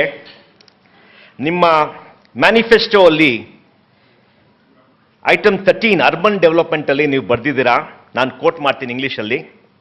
The Indian National Congress will ensure that mayors and municipal chairpersons have fully functional powers so that they can operate as chief executive officers of cities with executive powers and responsibilities and not just ceremonial positions. We will also increase the tenure of mayors. ಇದು ನಿಮ್ಮ ಮ್ಯಾನಿಫೆಸ್ಟೋಲಿ commit ಮಾಡಿದ್ದೀರಾ. ಇವಾಗ my question to you is, will you talk to our Honorable Chief Minister, Shri Siddaramaiah, that since it has come in the manifesto, is the commitment of your party, you will work with the Chief Minister to introduce legislation in the Karnataka State Legislature to make this real and to use the Kasturi Rangan Committee recommendation, so Bangalore governance structure will be changed in the next 1 year. Because it is your commitment here. ಯಾಕೆಂದ್ರೆ ನಾನು ಮೊದಲಿಂದಲೂ ಕೂಡ ವೈಯಕ್ತಿಕವಾಗಿ ವಿಕೇಂದ್ರೀಕರಣದ ಬಗ್ಗೆ ಮಾತಾಡುವಂಥ ಸಂದರ್ಭದಲ್ಲಿ ಚುನಾಯಿತ ಪ್ರತಿನಿಧಿಗಳಿಗೆ ಅಧಿಕಾರ ಇರಬೇಕು ಅನ್ನುವಂಥ ಅದರ ಪರವಾಗಿ ಹೋರಾಟ ಮಾಡಿದವನು. ಜಿಲ್ಲಾ ಪರಿಷತ್ ವ್ಯವಸ್ಥೆ ಬಂದಾಗ ಆ ವ್ಯವಸ್ಥೆ ತರೋದ್ರ ಬಗ್ಗೆನೂ ಕೂಡ ನಾನು ಕೆಲಸ ಮಾಡಿದ್ದೇನೆ, ತಮ್ಗೆ ಗೊತ್ತಿರುವಂತೆ. ಮತ್ತು ಆಗ ಜಿಲ್ಲಾ ಪರಿಷತ್ತಿನ ಮಾನ್ಯ ರಾಮಕೃಷ್ಣ ಹೆಗಡೆ ಅವರಿದ್ದಂಥ ಸಂದರ್ಭದಲ್ಲಿ ಮಾನ್ಯ ಅಬ್ದುಲ್ ನಜೀರ್ ಸಾಬ್ರ ಪ್ರಯೋಗವನ್ನು ತಂದಂಥ ಸಂದರ್ಭದಲ್ಲಿ ಕೂಡ the Jilla Parishads were supposed to function as district governments and they were given sufficient powers to discharge their duties. The elected president of the Jilla Parishad was considered and made as the executive head of the Jilla Parishad. And the chief minister under the ranking was also given. ಆ ರೀತಿಯಲ್ಲಿ urban local ಬಾಡೀಸ್ಗೂ ಕೂಡ ಅದೇ ರೀತಿ ಇರಬೇಕು ಅಂತೇಳಿ ನಾನು ಮೊದಲಿಂದಲಿರುವಂಥದ್ದು. 73rd and 74th. 73rd amendment refers to rural local bodies, panchayat raj system. 74th urban local bodies ಸಂಬಂಧಪಟ್ಟಂಥದ್ದು. ಎರಡಕ್ಕೂ common ಇರುವಂಥದ್ದು 74th ಅಲ್ಲಿ ಏನು ಅಂದರೆ the establishment and functioning of district planning committees. ಅದು even after 20 years of constitution amendment, they have not been made functional unfortunately. Planning ಇನ್ನೂ ಕೂಡ ಆಗಿಲ್ಲ ಅದರ ಪ್ರಕಾರ.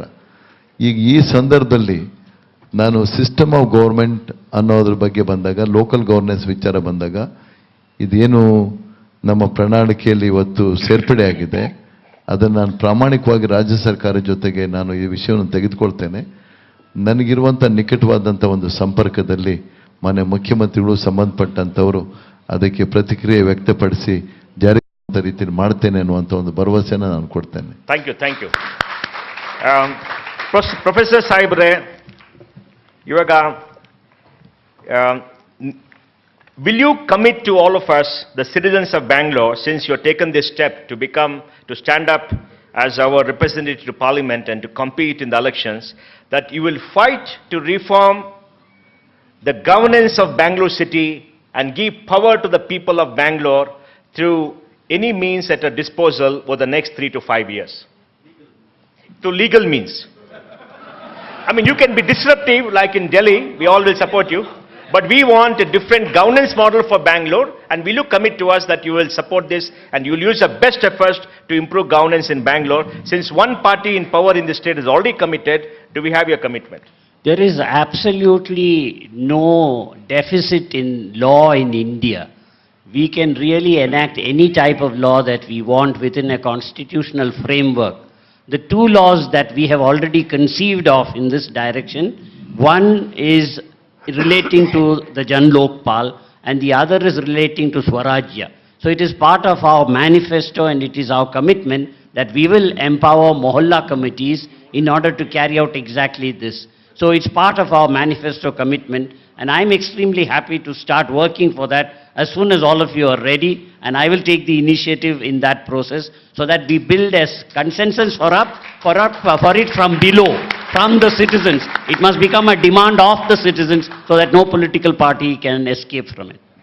ಇವಾಗ Abdul Aziz Awzre, you are a part of a regional party and you are committed to Karnataka because this is your state.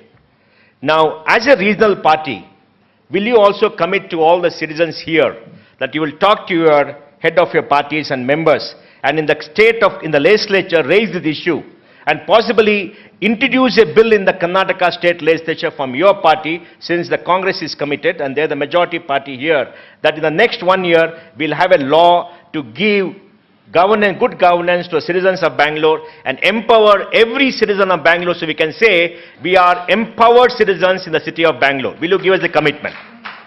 Sir, at present, I am the Secretary General of GDS.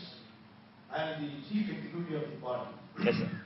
I can insist the legislators to take up this subject, I do it, I can dictate. So, for the good governance, whatever commitment, if it is good, we are not going to oppose it, and we will give the time-bound program to our legislators, including Mr. Kumaraswamy, to do it. If we fail to make good governance, we will not be in the power, and to satisfy the people and do them justice, we have to give good governance. That is the aim of every political party. We are committed. Thank you, sir. Madam President, before I leave the podium, I want to, on behalf of all citizens gathered here, express this deep sense of disappointment at the empty chair. We had a question for the empty chair, and we are disappointed that the empty chair has not respected the wishes of voters and citizens of Bangalore in coming here, despite waiting for the empty chair for 2 hours after making a promise. I want to express my disappointment and put it on record. Thank you, Mr. Mohandas Pai. So now we have concluded the formal part of the proceedings with the questions, and I must compliment our esteemed candidates for their candid and very constructive responses. It heartens us that these are the kind of people who are standing for election as your representative in the Bangalore North, and I think that for all that they have done this evening, we really owe them a great round of applause. I'll request the candidates to kindly shake each other's hand for a photo opportunity.